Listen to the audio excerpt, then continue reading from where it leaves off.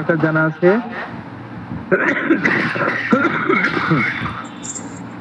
আমি একটা জানি আর কি, মানে হাইপোকন্ড্রিয়াক খুঁতখুঁতে টাইপের, বা মানে নিজেকে অল্প কিছু হয় ভেবে বসে আমার অনেক বড় কিছু হয়েছে এরকম। হ্যাঁ, ঠিক, গুড। তাহলে হাইপোকন্ড্রিয়াক কথাটার অর্থ হচ্ছে মানে যে সমস্ত মানুষেরা অসুখ নিয়ে খুব একটু বেশি চিন্তা করে, অসুখ নিয়ে একটু বেশি চিন্তা করে, রোগ নিয়ে চিন্তা করে করে করে তার মানসিক একটা খারাপ পরিস্থিতি হয়ে গেছে, তাহলে সেটাকে বলতে হবে হাইপোকন্ড্রিয়াসিস বা কি হাইপোকন্ড্রিয়াক বলবেন সেটাকে তাহলে। ঠিক আছে? মানে রোগ ব্যাধি নিয়ে সে গভীর মানে অ্যাংজাইটির মধ্যে আছে, ভেরি ডিপ সেটেড অ্যাংজাইটির মধ্যে আছে, রোগ সংক্রান্ত দুশ্চিন্তা, দ্যাট ইজ হাইপোকন্ড্রিয়াক। তাহলে হাইপোকন্ড্রিয়াক লিটারেরি স্টুডিয়াস পারসন, যারা বেশি পড়াশোনা করে এই ধরনের লোকেদের, হু are too much at home, যারা সারাদিন বাড়িতেই বসে দিন কাটায়, suffer from want of exercise, যারা শারীরিক পরিশ্রম করে না, উইথ গ্যাস্ট্রিক অ্যাবডোমিনাল কমপ্লেন, যাদের মধ্যে হজম সংক্রান্ত এবং পেট সংক্রান্ত পীড়া হওয়ার প্রবণতা আছে, অ্যান্ড কস্টিভনেস, এবং তার সাথে কোষ্ঠকাঠিন্যের একটু প্রবণতা আছে, স্পেশালি ইন ড্রাঙ্কার্স। দেখুন লাস্টে, তাহলে এইখানে দেখুন হাইপোকন্ড্রিয়াক থেকে নিয়ে শুরু করে কস্টিভনেস পর্যন্ত, ঠিক আছে, এটা একটা পুরোটা একটা লাইন, আলাদা লাইন আপনারা আপনার মতো করে কমা এগুলোকে মেনটেন করে বানান। আবার দেখুন স্পেশালি ইন ড্রাঙ্কার্স, তাহলে এই টোটাল সমস্যাগুলো যদি বিশেষত ড্রাঙ্কারদের মধ্যে থাকে, এটা নয়, এটা হচ্ছে হাইপোকন্ড্রিয়াক স্পেশালি ইন ড্রাঙ্কার্স বলুন আপনারা। অথবা এই টোটাল সমস্যাটা বলার পরেও আপনারা স্পেশালি ইন ড্রাঙ্কার্স এই লাইনটাকে ইউজ করুন, এটা তার সাথেও খাটবে কিন্তু। কি দেখুন, abdominal complain and costiveness specially in drunkards, তাও চলবে। ঠিক আছে? তারপরে আপনারা লিটারেরি স্টুডিয়াস পারসন, এটার সাথে ড্রাঙ্কার্ড তো যোগ করা যাবে না, এটা মিসম্যাচ হয়ে যাচ্ছে, কমা আছে ওখানে, যেহেতু যদি ওখানে কমাস উপরে যদি একটু ফোটা, অর্থাৎ ওটাকে সেমিকলন হয়ে যাচ্ছে, ওরকম যদি সেমিকলন যদি ওখানে যদি হয়, তাহলে লাইনটা তৈরি করা যেত, who are too much at home, suffer from want of exercise with gastric elements, ঠিক আছে, অ্যাবডোমিনাল কমপ্লেন্স, কস্টিভনেস ইত্যাদি ইত্যাদিগুলো তার সাথে লেখা আছে স্পেশালি ইন ড্রাঙ্কার্স। তাহলে দেখবেন মদখোর মাতালদের মধ্যে যদি হাইপোকন্ড্রিয়াসিস বা পেটের এই ধরনের সমস্যা যদি পান, তাহলে নাক্সটা অ্যাপ্লিকেবল, নাক্সটা সেখানে অ্যাপ্লাই করা যেতে পারে। মেন্টাল জেনারেলস,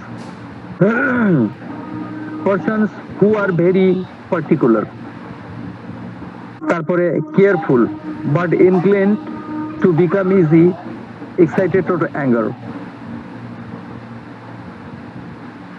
লাইনটা গেল কোথায়? Irascible and tenacious. আচ্ছা, একটা কাজ করি, আপনাদের কাছে অ্যালেনের কিনোটটা সবার কাছে আছে তো? হ্যালো? জি স্যার, মোটামুটি সবার কাছে থাকার কথা স্যার। ও, সবার কাছে থাকার কথা না? জি জি। তাহলে আপনারা ওটা বুঝতে পেরেছেন, আপনারা জেনারেলটা, আশা করি। দেখুন, আমার বাংলা নোটটা আমি কেন পড়াতে বেশি আগ্রহ বোধ করি, কারণ এটাকে আমি আমার মতো করে সাজিয়ে নিয়েছি। পেশেন্টের physical general, physical makeup and appearance, হ্যাঁ, মানে এইভাবে করে সাজানো। বুঝতে পারা গেছে? জি স্যার। হাইপোকন্ড্রিয়াক মানে কল্পব্যাধি, আমি এখানে বাংলাতে করেছি হাইপোকন্ড্রিয়াক মানে কল্পব্যাধি, মানে ওই রোগ সংক্রান্ত বিষয়ে খুব বেশি ভেবে ভেবে তারা তাদের মনের ভিতরে একটা নিজের মতো রোগ তৈরি করে নিয়েছে, এটাকে বলা হচ্ছে হাইপোকন্ড্রিয়াসিস বা হাইপোকন্ড্রিয়াকনেস। ঠিক আছে? তাহলে মোটামুটি আমি এটা করে দিয়েছি। ঠিক আছে? আচ্ছা, আজকে কতজন আছি আমরা ক্লাসে? আচ্ছা, ইংলিশটা যদি পড়াতে হয় তাহলে আপনারা করবেন কি, প্রত্যেকের নিজের নিজের বইটা খুলে ভিডিওটা আমরা অফ করে আমরা লাইন ধরে ধরে এইভাবে করে আলোচনাটা করতে পারি নাকি? হ্যাঁ স্যার। কি বলেন? জি স্যার, আপনি আপনি যেটা কমফোর্ট ফিল করেন স্যার সেটা পড়ান স্যার। আর ইংরেজি তো না, আমার কমফোর্টের কোনো ব্যাপার নাই। আমি দুটাতেই দুটাতেই কমফোর্ট। আমি দুটাতেই কমফোর্টেবল। আসলে আজকে কি বলুন তো মানে ওই এখন আমি ওই রিকভারি স্টেজ গুলোতে আছি তো। হুম। সেই জন্য একটু কখনো কমফোর্ট কখনো ডিসকমফোর্ট এই হ্যাঁ বলুন। বাংলা ভাষাটা অল্প শর্ট টাইমে রিয়েলাইজেবল বেশি হবে, কারণ মাতৃভাষা তো সবাই বুঝবাটা সহজ হয়, বাংলাই ভালো। হ্যাঁ, এটা একটা কথা অবশ্য।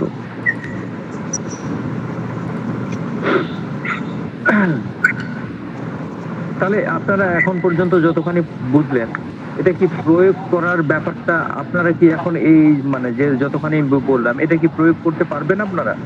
মানে প্রয়োগের জায়গাটা ক্লিয়ার হয়েছে আপনাদের? মোটামুটি স্যার। অনেকের অনেকের হয়নি বা অনেকের হয়েছে মনে হচ্ছে। মানে হ্যাঁ, এবং অনেকের কি হয়েছে এটা মানে আমরা এপ্লাই করব কিরকম ভাবে এই জায়গাটা আমার মনে হচ্ছে অনেকের ক্লিয়ার হয়নি।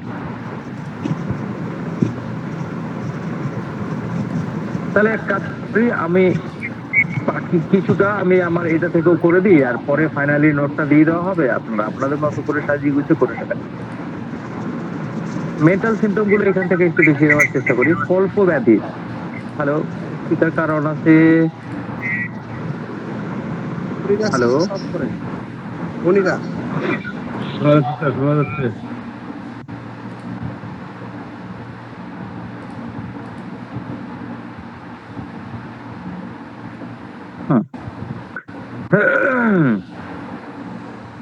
তাহলে আপনারা স্ক্রিনটা দেখতে পাচ্ছেন? হ্যালো, স্ক্রিন দেখা যাচ্ছে?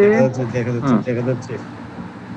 হ্যাঁ, তাহলে কল্পব্যাধি হাইপোকন্ড্রিয়াক সাহিত্যপ্রেমী ব্যক্তিদের অথবা যারা খুব বেশি পড়াশোনা করে তাদের, অথবা যারা বাড়িতে বসেই বেশিরভাগ দিনটা কাটায়, বেশিরভাগ সময় কাটায় তাদের,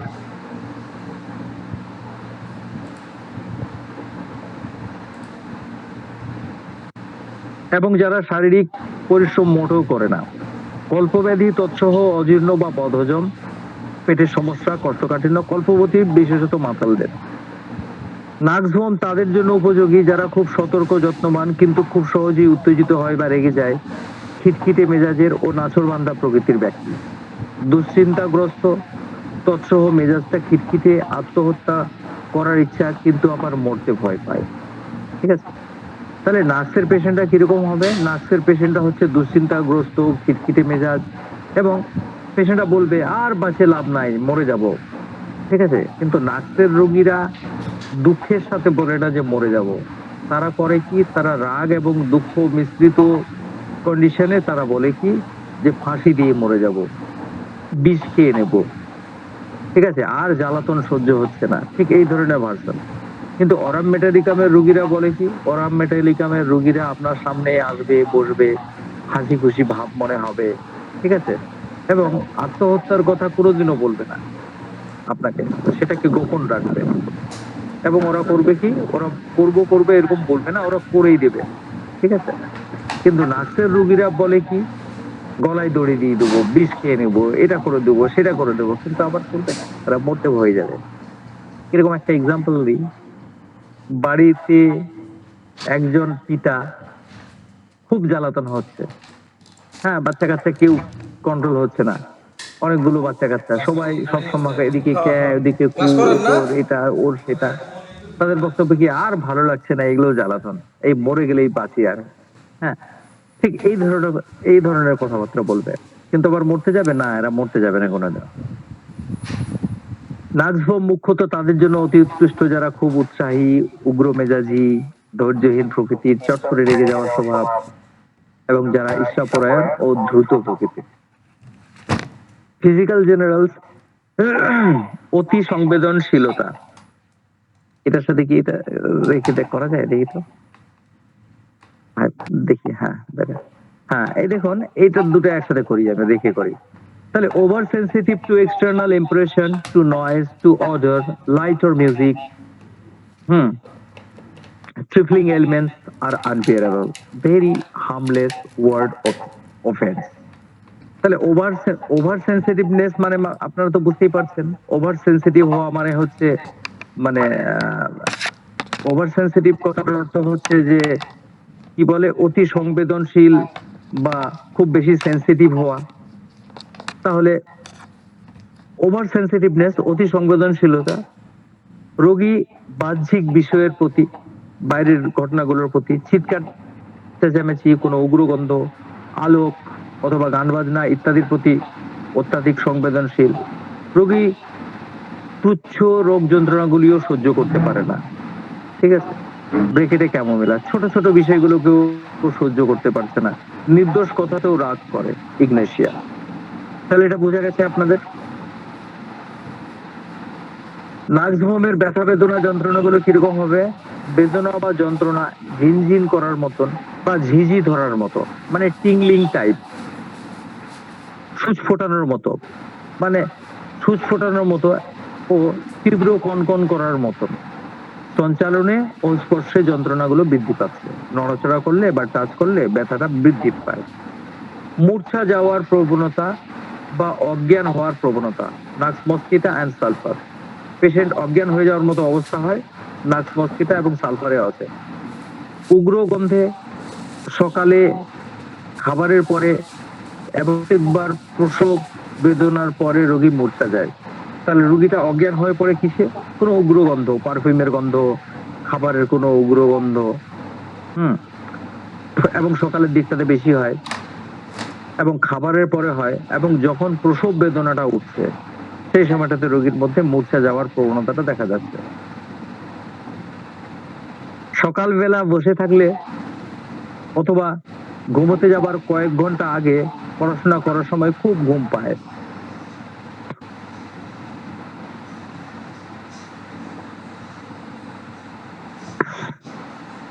সকালবেলা বসে থাকলে অথবা ঘুমাতে যাবার কয়েক ঘন্টা আগে পড়াশোনা করার সময় খুব ঘুম পায়।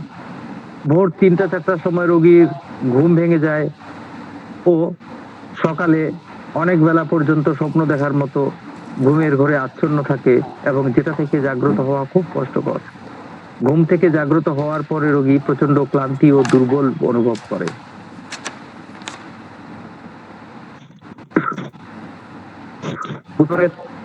সকালবেলা সকালবেলা যখন ঘুম থেকে উঠে দেখা যাচ্ছে তখন ঘুম ঘুম ভাব, বা সন্ধ্যাবেলা যখন পড়াশোনা করছে তখন দেখা যাচ্ছে খুব ঘুম ঘুম ভাব।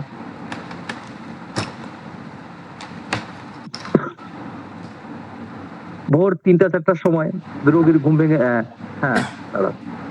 তাহলে সন্ধ্যাবেলা যখন ঘুমাতে যাচ্ছে তখন ঘুম ঘুম ভাব, আবার রাতে যখন ঘুমাতে যাচ্ছে তখন দেখা যাচ্ছে কি ঘুম আসছে না। ভোর 3টা-4টার সময় রোগীর ঘুমটা ভেঙে যায় এবং তারপরে আবার কিছুক্ষণ পরে ঘুমায়। এবং সকালের দিকটা যেই সময়টাতে ঘুম থেকে ওঠার সময়, সেই সময়টাতে বিছানায় চুপচাপ শুয়ে অনেকক্ষণ ধরে একটা মানে কি বলবো হাফ ঘুম, হাফ স্লিপ, বা একটা কি বলবো মানে স্বপ্ন দেখার মতন একটা কন্ডিশন। সে ঘুমিয়ে আছে অথচ ঘরে কে এলো কে গেল, হুম, কে এসে ডাকলো সে সবই বুঝতে পারছে, কিন্তু সেখান থেকে আর উঠতে পারছে না, মনে হচ্ছে আরো শুয়ে থাকে, ক্লান্তি, টায়ার্ড। এবং সকালবেলা ঘুম থেকে ওঠার পরে মুডটা ভালো নেই, একদম প্রচন্ড ক্লান্ত, টায়ার্ড হয়ে যাওয়া বা দুর্বল ফিল করছে। ঠিক এর বিপরীতটা হচ্ছে কি পালসিটিলা। হুম, সকালবেলা ঘুম থেকে ওঠাটা, জেগে ওঠাটা খুব কষ্টকর এবং সকালে ক্লান্তি এবং দুর্বলতা, এর বিপরীত অবস্থায় পালসিটিলা কাজ করে।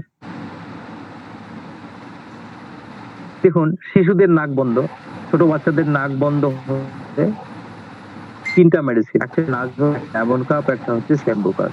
আমি আমার ক্লিনিকে করি কি, অনেক মা এসে বলে ডাক্তার বাবু বাচ্চার নাকটা বন্ধ। যদি দেখি যে একটু ভেজা ভেজা আছে তার সাথে নাক বন্ধ, তাহলে এখানে এমন কাপটা আমি অ্যাপ্লাই করি।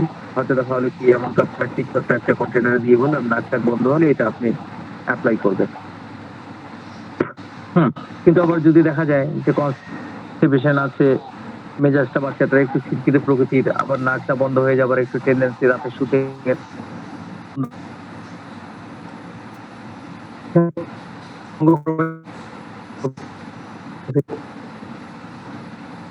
ব্যবহার করার ক্ষেত্রে আর দেখতে পাই যেটা এটাকে খুব ভয় পায়। আমারও মানে আমার কাজ বা রেখে কিন্তু চলবে না। দেখুন, সাবধানতা অবলম্বন করতে হবে শুধুমাত্র কোনো বড় মেজর ডিফেক্টিং পলিক্রেস মেডিসিন ইউজ করার ক্ষেত্রে খুব আপনাদেরকে সাবধানতা অবলম্বন করতে হবে। কিন্তু অ্যাকিউট মেডিসিন ব্যবহার করার ক্ষেত্রে সাবধানতা অবলম্বনের কোনো দরকার নেই।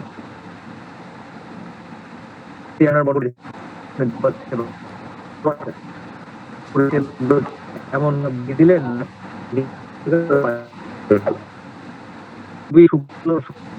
সেই ক্ষেত্রে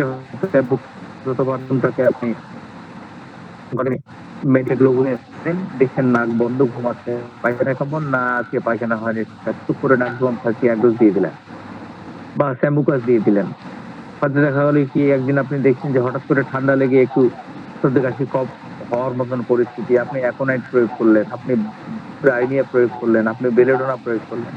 সুতরাং অ্যাকিউট মেডিসিন গুলো আপনি কম বেশি অল্প বিস্তর আপনি আপনার মতো করে ব্যবহার করুন, তাহলে কোনো রকমের সমস্যা বা বিপদ হয় আমি এরকম দেখিনি। আমরা তো বাড়িতে এরকম ইউজ করতেই থাকি ছোট ছোট মেডিসিন গুলো, স্মল মেডিসিন গুলো। তার মানে এটা নয় যে কার্সিনোজেন আপনি রাব ইউজ করছেন, লাইকোপোডিয়াম আপনি রাব ইউজ করছেন, ঠিক আছে, বা সালফার, সাইলিসিয়া বা ক্যালকেরিয়া, গ্রাফাইটিস ইত্যাদি আপনি রাব ইউজ করছেন, ঠিক আছে। ক্যালকেরিয়া ছোট বাচ্চাদের ক্ষেত্রে বারবার দেওয়া যায়, কিন্তু বড়দের ক্ষেত্রে বারবার রিপিট করতে হয় না। সুতরাং মেডিসিন প্রয়োগের ক্ষেত্রে এই ভয় ভীতি থেকে আপনাদেরকে সরে আসতে হবে। মনে রাখবেন, সাধারণত হোমিওপ্যাথিক মেডিসিনে মরে যায় লোক এরকম দেখা যায় না, কারণ হাতুড়ে চিকিৎসকেরা এক গাদা মেডিসিন, মেডিসিন, ডাইরেক্ট মেডিসিন এত এত ব্যবহার করে যাচ্ছে। যদি সত্যিকারের যদি কিছু হওয়ার হতো, এতে যদি হোমিওপ্যাথি মারা যেত, তাহলে আমার মনে হয় আমরা দেখতে পেতাম না আজ হোমিওপ্যাথিকে। হোমিওপ্যাথি সর্বনাশ করে দিয়েছে, হোমিওপ্যাথিকে মেরে ফেলেছে, এগুলো হচ্ছে ফালতু কথা। মানে এগুলো হচ্ছে এক ধরনের ফালতু কথা। এক শ্রেণীর ডাক্তার মানে নিজের প্রিন্সিপালের বাইরে যারা প্র্যাকটিস করে তাদেরকে প্রতিনিয়ত গালিগালাজ করেই যাচ্ছে, একে গালমন্দ করছে, ওকে কিস্তি মারছে, এগুলো খুব খারাপ জিনিস। আপনারা নিজের এক্সপেরিমেন্টটা নিজের মতো করে করবেন, কোনো ব্যাপার নেই। তাহলে বন্ধুরা,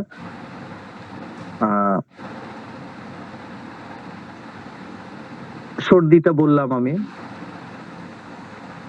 বললাম, রাত্রিবেলা শুষ্ক সর্দি, দিনের বেলায় তরল। রাত্রেবেলা নাক দিয়ে জলটা বেরোচ্ছে না, কিন্তু দিনের বেলা জলটা বেরোচ্ছে। উষ্ণ ঘরে সর্দি বাড়ে, ঠান্ডা বাতাসে উপশম।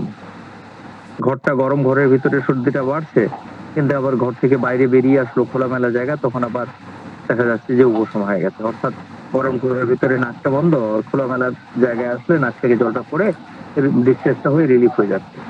ঠান্ডা জায়গায় বা পাথরের উপরে বসার ফলে সর্দি কিরকম, মনে করুন ঠান্ডা মেঝেতে আপনি শুয়েছিলেন বা বসেছিলেন, তারপর থেকে সর্দি লেগেছে, তাহলে এখানে নাকজমটা অ্যাপ্লাই করা যেতে পারে। তার সাথে আরো দুটো মেডিসিন, অ্যাকোনাইট অ্যান্ড রাস্টাফ, মাথায় রাখবেন। হ্যালো, সাথে আছেন আপনারা? জি স্যার, আপনার কথা শুনছি স্যার। জি স্যার। হ্যাঁ, সাথে আছেন। জিআই, গ্যাস্ট্রোইন্টেস্টিনাল সিস্টেমে দেখুন, উদগার বা ঢেকুর, আমি বাংলাটা পড়াতে বেশি কমফোর্টেবল ফিল করি। কেন? কারণটা হচ্ছে যে এটা একবার এক ঝলক বলে দিলে আপনারা প্রয়োগের জায়গাটা ক্লিয়ার হয়ে যাবেন। বা যদি মনে করেন না আমাকে ওটাই পড়তে হবে, তাহলে সবাই করবেন কি, সবাই ওইভাবে করে বসবেন, লাইন ধরে ধরে এটা করা যাবে। জিআই, উদগার বা ঢেকুর, ইরাকটেশন, টক উদগার, ঢেকুরটা উঠছে কিরকম টক অথবা তিক্ত উদগার, রোজ সকালে বমি বা বমি বমি ভাব, তৎসহ মনমরা মনোভাব, মনটা ভালো না, সকালবেলা ঘুম থেকে ওঠার পরে একটু বমি বমি লাগছে বা বমি হচ্ছে, মনটা কিরকম, মনটা খুব খারাপ। আহারের পরে উদগার বৃদ্ধি পায়, খাবারটা খাওয়া হয়ে গেল, তারপরে ঢেকুরটা হতেই থাকছে, ঢেউ ঢেউ করে বড় বড় ঢেকুর উঠতে আসছে। বমি বমি ভাব, সর্বদাই বমি বমি ভাব, বমি বমি ভাবটা নসিয়াটিক টেন্ডেন্সি, এটা কি সবসময় মনে হয়। আহারের পরে, খাওয়া দাওয়ার পরে বই বই ভাবটা থাকে, সকালে ও ধূমপানের পরে বই বই ভাব মনে হয়। রোগী মনে করে যদি আমি বমিটা করতে পারতাম তাহলে বুঝি বেশ আরাম পেতাম। অর্থাৎ নার্সের পেশেন্টরা কিরকম ফিল করে, নার্সের পেশেন্টরা ফিল করে যে আমার বমিটা হয়ে গেলেই বুঝি আমাকে বেশ ভালো লাগবে। হুম। পাকস্থলী স্টোমাক সিমটমটা দেখুন, আহারের পর পাকস্থলী 1 বা 2 ঘন্টা পর্যন্ত পাত্রের ভারী হয়ে থাকে। অর্থাৎ খাবারটা খাওয়া হয়েছে, খাওয়ার পরে কি হয়েছে, পেটটা একদম পুরো ভারী হয়ে আছে। আহারের পরে পাকস্থলী ভারী হলে আর আহারের সঙ্গে সঙ্গে পাকস্থলীটা যদি ভারী হয়ে যায়, একেবারে নাক-মস্কের অভাব, মুখ দিয়ে জল মুখ দিয়ে জল ওঠে, পেটটা টাইট হয়ে থাকে এবং পেটের কাপড়টা ঢিলে বা আলগা করে দিতে হয়। ঠিক আছে? তাহলে আহারের পর পাকস্থলী 1 বা 2 ঘন্টা পর্যন্ত পেটটা ভারী হয়ে থাকে, এটা হচ্ছে নাক্সভমে। এবং ক্যালিবাইতে কি খাওয়ার সঙ্গে সঙ্গে ভারী মনে হলো কিন্তু 2 ঘন্টা পর্যন্ত অতক্ষণ থাকবে না। হুম। এবং পেটটা যখন ভারী মনে হবে তখন পেটের কাপড়টা ঢিলে করে দিতে হয়। আহারের পর 2-3 ঘন্টা পর্যন্ত রোগী মানসিক শারীরিক পরিশ্রম করতে পারে না। আহারের 2-3 ঘন্টা পর্যন্ত রোগী মানসিক পরিশ্রম করতে পারে না। নৈশ ভোজনের পর ঘুম পায়। অর্থাৎ খাওয়া দাওয়া হলো, খাওয়া দাওয়ার পরে ঘুম ঘুম ভাব লাগছে, তখন আর মানসিক কোনো পরিশ্রম তার করার ইচ্ছা হচ্ছে না। কোষ্ঠবদ্ধতা তৎসহ বারংবার নিষ্ফল মলত্যাগ অথবা সামান্য পরিমাণ মলত্যাগ, মনে হয় যেন পায়খানাটা পরিষ্কারই হলো না, এরকম অনুভূতি। তাহলে তাহলে কনস্টিপেশন, তার সাথে দেখা যাচ্ছে যে ফ্রিকুয়েন্ট ইনএফেকচুয়াল আর্জিং, ওই লাইনটা আমি তো প্রথমে থিমটাতে বলে দিয়েছিলাম। কনস্টিপেশন, ফ্রিকুয়েন্ট ইনএফেকচুয়াল আর্জিং অথবা মলত্যাগ করতে গেলে সামান্য এক উৎসাহ হলো, তাহলে পরিষ্কারই, তাহলে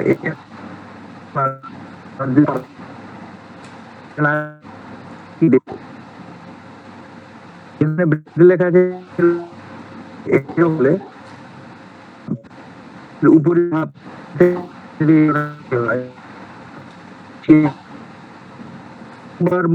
ইচ্ছা এবং মলের পরে কিছু সময়ের জন্য মানসিক উদ্বেগ ও নিষ্ফল মলবেগ প্রবৃত্তির উপশম।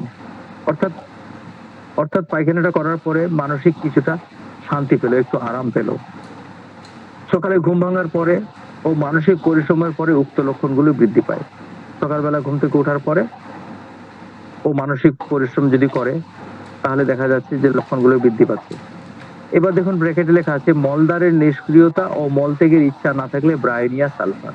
তাহলে বন্ধুরা দেখুন, কনস্টিপেশনের আমি ভালো 3টা প্রেস আমি আপনাদের ধরিয়ে দিলাম, 3টা লাইন ধরিয়ে দিলাম।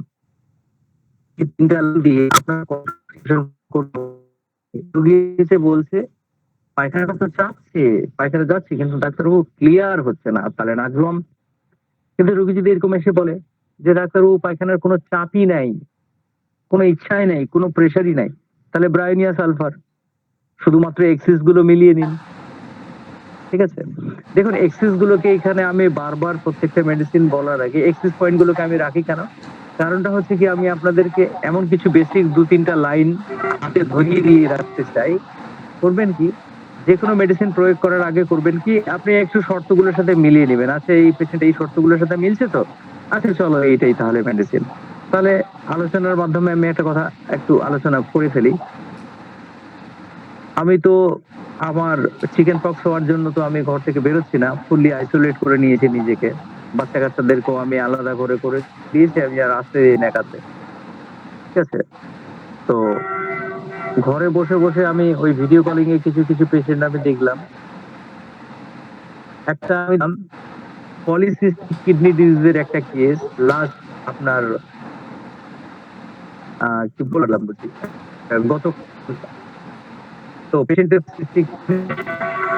এবার আমি জিজ্ঞাসা করলাম যে আমার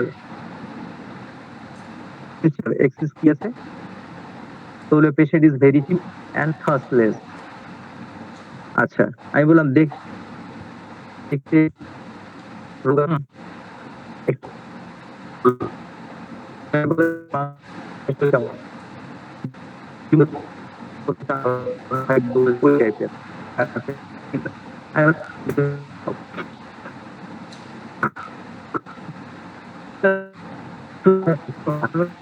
দিয়ে দাও আর সিস্টেমে তো বলছে একটু শুনতেই হবে। আমরা হলো খেতে পছন্দ আর বললাম মিষ্টি খাওয়ার করো আবার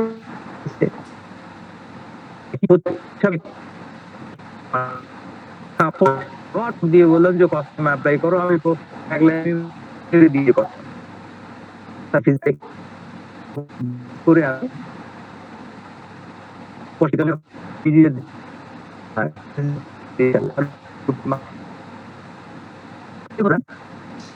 আমি যখন এসছি মিলিয়ে দিয়েছি বাইরে কিছু কিছু বলতেছে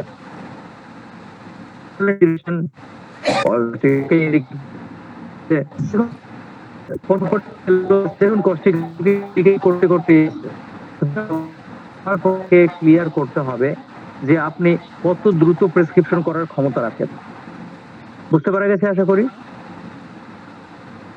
তাহলে আপনাদের কনস্টিপেশনের 3টা প্রেসক্রিপশন আপনারা এখানে মাথায় রাখবেন: ইনএফেকচুয়াল আর্জিং, নাক্স ভমিকা এবং no desire for stool, bryonia sulphur. আবার পরের লাইন আসুন, পর্যায়ক্রমে কষ্টবোধতা ও উদরাময় মেডিসিন সালফার অ্যান্ড ভিরেট্রাম। বিশেষত যারা দীর্ঘদিন ধরে পার্গেটিভ ইউজ করছে, জলাপ ব্যবহার করছে, মানে কি বলে ওই রাত্রেবেলা ওই ট্যাবলেট পাউডার এরকম জাতীয় কিছু আছে, ওটা খেলে কি সকালের দিকে পায়খানাটা বেশ ক্লিয়ার হয়। তাহলে এই ধরনের লোকের যদি কখনো পাতলা পায়খানা, কখনো কষা পায়খানা এরকম যদি চলতে থাকে, তাহলে আমরা করব কি, তাহলে আমরা নাক্স ভ্রমের কথা চিন্তা ভাবনা করবো। তো তার সাথে সাথে প্যারালালি ভিরেট্রামটাকে মাথায় অবরুদ্ধ হার্নিয়া, বিশেষত নাভিতেছে, অর্থাৎ পেটের নাভিটা ফুলে উঠেছে, বাইরের দিকে বেরিয়ে এসেছে এবং ওটা ওরকম ভাবেই আছে, ওটাকে চাপ দিলে কিছুক্ষণের জন্য ভিতরের দিকে চলে যায়, আবার ফট করে চলে আসে। ঠিক আছে, তাহলে এই ধরনের আমব্লিকাল হার্নিয়াতে আমরা নাক্স ভ্রম অ্যাপ্লাই করতে পারি। ফিমেল জেনিটালিয়া ঋতুটা কিরকম দেখুন, একটা লাইন বই থেকে টোকা আছে। ঋতুস্রাব নির্দিষ্ট সময়ের পূর্বে, ঋতুস্রাব নির্দিষ্ট সময়ের আগেই হবে, অর্থাৎ ডেটের আগে হবে, পরিমাণটা প্রচুর হবে, দীর্ঘস্থায়ী হতে হবে, অথবা ঋতুর শুরুতে সমস্যা ও বন্ধ হওয়ার পরেও তা বেশ কিছুদিন থেকে যায়। কি মাসিক শুরু হওয়ার আগে প্রচন্ড ব্যথা দিয়ে মাসিকটা শুরু হচ্ছে এবং মাসিকটা ভালো হওয়ার পরেও ব্যথাটা থেকে যাচ্ছে। কিরকম 15 দিন অন্তর অন্তর রক্তস্রাব, অনিয়মিত মাসিক কখনো সঠিক সময় হয় না। নাক্স ভমিকার পেশেন্টদের মাসিকটা হয় কিরকম, সবসময় অনিয়মিত হয়, এটা সঠিক টাইমে কখনো হয় না। ঋতুস্রাব সম্পূর্ণ বন্ধ হয়ে যায়, আবার কয়েকদিন পরে দেখা যাচ্ছে কি করে আসছে। মাসিকটা কতদিন ধরে চলছে, 8 দিন, 10 দিন, 15 দিন। প্রথম 3-4 দিন গেল, ভালো হয়ে গেল পেশেন্টটা, আবার 2 দিন পরে অল্প অল্প করে আবার দেখা দিতে শুরু করে দিয়েছে। পুরনো লক্ষণগুলি ঋতু চলাকালীন এবং ঋতুর পরে বৃদ্ধি পায়। শরীরের যে কোনো পুরনো সিমটম, অর্থাৎ কোনো সমস্যা, হয়তো তাহলে কি মাথা ব্যথা, পেট ব্যথা, দাঁতে ব্যথা, সরি সবগুলোকে নেবেন না এখানে, দাঁতে ব্যথাটা হবে না, এবং অন্যান্য সমস্যা যেমন কনস্টিপেশন, পেটের সমস্যা, এগুলোকে মাসিকটা যখন শুরু হচ্ছে সেই সময়টাতে ঋতু চলাকালে এবং ঋতুর পরে এই সমস্যাগুলো মাসিকটা চলছে এবং তারপরে দেখা যাচ্ছে কি বেশি হয়ে গেল। বরিক থেকে একটা লাইট ঢোকা, মেট্রোরেজিয়া অর্থাৎ জরায়ুর রক্তস্রাব সহ বারংবার মলত্যাগের ব্যর্থ প্রয়াস। যখন আপনারা দেখছেন মাসিকের ব্যথা বা মাসিক সংক্রান্ত কোন রকমের সমস্যা বা অতি রজস্রাব এবং তার সাথে বারবার পায়খানা দেয় চাপ, এটা কিন্তু বরিক অনুযায়ী এটা কিন্তু নাক্স ভমিকার সিমটম এবং এটা নাক্স ভমিকার স্পেসিফিক লাইন। ঋতুস্রাবটা কিরকম, কালো রঙের স্রাব হয়, কম্পেয়ার করবেন কালো রঙের স্রাব সাইক্লামেন ল্যাকেসিস ফালসিটিলের সাথে। ব্যথাটা কিরকম, প্রচন্ড বেদনা, আক্ষেপিক বা খিঁচুনি প্রসব বেদনাতে থাকে আর কি। বেদনার ফলে রোগীর মলমূত্র বের হয়ে আসে, বেদনা পিঠের দিকেই বেশি অনুভব হয়, রোগিনী গরম ঘরে থাকতে চায়, অর্থাৎ হয়তো বলে দেওয়া হয়েছে যে পেশেন্ট ইজ চিলি। ব্যাক দেখুন, পৃষ্ঠ বেদনা শয়নকালে পার্শ্ব পরিবর্তন করার সময় রোগীকে বিছানায় উঠে পার্শ্ব পরিবর্তন করতে হয়। কোমরে প্রচন্ড ব্যথা, বিছানায় এপাশ ওপাশ করতে পারছে না। যদি ওপাশ হতে হয় তাহলে আগে উঠে বসে তারপরে ঘুরতে হচ্ছে। হস্তমৈথুনের ফলে অথবা যৌন দুর্বলতার ফলে কটি বেদনা। ছেলেপেলেরা যদি মাস্টারবেশন করে তারপরে যদি কোমরে ব্যথা হয় তার মেডিসিন হচ্ছে নাক্সভমিকা। নার্ভাস সিস্টেমে দেখুন, আক্ষেপের সময়ে চেতনা ও বোধ সবকিছুই থাকে, অর্থাৎ মৃগী শুরু হয়েছে রোগীর, কিন্তু তার যে জ্ঞানটা, তার সেন্সটা কিন্তু আছে, কে আসলো কে গেল, তাকে কে কি বললো, কে কি করতে বললো, এই সেন্স গুলো থাকে। রাগারাগির পরে, আবেগের পরে স্পর্শে ও সঞ্চালনে স্পর্শে ও সঞ্চালনে আক্ষেপ বা খিঁচুনি বৃদ্ধি পায়। অর্থাৎ খুব রাগারাগি করেছে, তারপরে দেখা গেছে কি তার স্প্যাজম চালু হচ্ছে বা কি বলে কনভালশনটা চালু হয়েছে। ও খুব ইমোশনালি এক্সাইট হয়েছে, কান্নাকাটি করেছে, দুঃখ পেয়েছে, তারপরে ওটা শুরু হয়েছে, তারপর এটা বাড়াবাড়ি হচ্ছে এবং টাচে হচ্ছে এবং সঞ্চালন নড়াচড়ায় কি আক্ষেপগুলো বৃদ্ধি পাচ্ছে। কিবারটা দেখুন, ফিনিশ করে দিলাম। যে কোনো প্রকারের ঠান্ডা বা ঠান্ডা হাওয়াটা রোগী মোটেও পছন্দ করতে পারে না। শীত কাতরতা সামান্য নড়াচড়ায় অথবা আবরণ মুক্ত হলে ঠান্ডা লাগে। জ্বরের প্রত্যেকটি অবস্থায় রোগী আবরণ চায়, শীত, তাপ, ঘর্ম ইত্যাদি। জ্বর, শরীর প্রচন্ড উত্তপ্ত, সমগ্র শরীরে জ্বালা ও উত্তাপ অ্যাকোনাইটের মতন, মুখমণ্ডল লাল ও উত্তপ্ত বেলেডোনার মতো। তবুও রোগী নড়াচড়া করলে বা আবরণ মুক্ত হলে শীতলতা অনুভব করে। চোখ মুখ লাল হয়ে আছে, শরীর প্রচন্ড জ্বালা, কিন্তু আবার শরীর থেকে ঢাকনাটা ছাড়তে চাইছে না। রিলেশনশিপ পরিপূরক, প্রায় সকল রোগের ক্ষেত্রেই সালফার ইহার পরিপূরক। যে কোনো সমস্যাই হোক না কেন, নাক্সের পরে সালফারটাই সব থেকে বেশি খাটে। শত্রু ভাবাপটর, নাক্সের আগে বা পরে জিঙ্ক ব্যবহার করা যায় না। পূর্ববর্তী ওষুধ arsenic, ipeca, phosphorus, sepia, sulphur. ঠিক আছে, নাক্সের আগে এই ওষুধগুলো ভালো কাজ করে, পরবর্তী ওষুধ ব্রায়োনিয়া, পালসিডিলা, সালফার নাক্সের পরে ভালো কাজ করে। বিশ্রামের সময় অথবা শুতে যাওয়ার কয়েক ঘন্টা আগে নাক্সবাম প্রয়োগ করা উচিত। শারীরিক ও মানসিক বিশ্রামের সময় ইহা খুব ভালো কাজ করে। ফিনিশ? হ্যালো? জি স্যার, শোনা যাচ্ছে স্যার। ফিনিশ হয়ে গেল নাক্সবাম। এবার যদি আরো কারো কিছু যদি কোনো কোশ্চেন থাকে আপনারা করুন। স্যার অবরুদ্ধ হার্নিয়া কোনটা বললেন? স্ট্র্যাঙ্গুলেটেড হার্নিয়া। হার্নিয়াটা মনে করুন, যদি আপনি মেডিকেল ডিকশনারি বা প্র্যাকটিস অফ মেডিসিনে যদি অবরুদ্ধ হার্নিয়া দেখেন, তাহলে যেখানে আপনার শ্বাসকষ্ট হয়ে গেছে, নিঃশ্বাসের কষ্ট হয়ে গেছে হার্নিয়াতে, ইন্টারনাল হার্নিয়ার জন্য, তাহলে ওখানে আপনার কি বলে স্ট্র্যাঙ্গুলেটেড হার্নিয়া বলতে এটা বোঝাবে। কিন্তু এখানে কি বলে স্ট্র্যাঙ্গুলেটেড হার্নিয়া বলতে যে জিনিসটা বোঝানো হয়েছে সেটা হচ্ছে কি, আচ্ছা সবার প্রথম কথা হচ্ছে হার্নিয়াটা কি জিনিস, এটা কি জানেন আপনারা? জি স্যার। সবার না স্যার। হ্যাঁ হ্যাঁ, মেহেদী সাহেব আপনি জানেন, আই নো দ্যাট, বিকজ আমি আপনার সম্পর্কে যেটা জানি, যে ব্যাপারটা হয়েছে কি, যে আপনি সাবজেক্টের উপরে বেশ ভালো নলেজ রাখেন। I like it. হ্যাঁ বলো। তাহলে হার্নিয়াটার কথাটা অর্থ হচ্ছে, দেখুন সোজা কথা, হার্নিয়েশন হওয়াটাকেই আমরা বলি হার্নিয়া। অর্থাৎ শরীরের কোনো একটা অংশ, মানে ইন্টারনাল অর্গানের একটা, মানে অ্যাবডোমিনাল বা ইন্টারনাল একটা কোনো ফ্যাট শরীরের কোনো ছিদ্র দিয়ে যদি সেটা বেরিয়ে আসার চেষ্টা করে, ঝুলে যায়, সেটাই হচ্ছে হার্নিয়া বা হার্নিয়েশন হওয়া। কিরকম? ইনগুইনাল ক্যানেল, তলপেটের অন্ডকোষটা সাথে যুক্ত যে দুটো লম্বা রোগের মতন, যেটাকে স্পারমেটিক কর্ড বলা হয়, সেই স্পারমেটিক কর্ডটা একটা পাইপের মতন সরু একটা ওপেনিং দিয়ে মনে করুন নিচের দিকে নেমে এসেছে, তাহলে সেটার মধ্যে দিয়ে যদি দেখা যাচ্ছে অ্যাবডোমিনাল কোনো ফ্যাট ঝুলতে ঝুলতে ঝুলতে ঝুলতে ওই পর্যন্ত বেরিয়ে এসেছে, ঠিক আছে, তার মানে তার হার্নিয়েশন হয়ে গেছে, এটাকে বলা হচ্ছে হার্নিয়া। এবার ওখানে আসার পরে সেটা আর ঠেললে উপরের দিকে যাচ্ছে না, ওখানে আটকেই আছে, ব্যথা হচ্ছে, তাহলে ওটাই হচ্ছে আপনার কি বলে অবস্ট্রাক্টেড হার্নিয়া বা স্ট্র্যাঙ্গুলেটেড হার্নিয়া। মানে আমি জিস্ট আপনাদেরকে এটা বললাম। ঠিক আছে, বলুন আর কোনো কোশ্চেন থাকলে। আচ্ছা, তার আগে বলি, নাচটা কি আপনারা বুঝতে পেরেছেন? হ্যাঁ স্যার, শুনতে বলতে পারি। কিছুটা কিছুটা স্যার। কিছুটা। আচ্ছা আচ্ছা, মানে সম্পূর্ণটা বোঝা যায়নি। না স্যার স্যার। কিছুটা বুঝতে পেরেছি, এবার আপনি নোটসটা গ্রুপে দিয়ে দিলে আমরা খুব ভালো বুঝতে পারবো হয়তো সম্ভব। আমার দিতে তো কোনো অসুবিধা থাকে না, আপনারা জানেন, আমি দিয়ে দিব চোখ বন্ধ করে।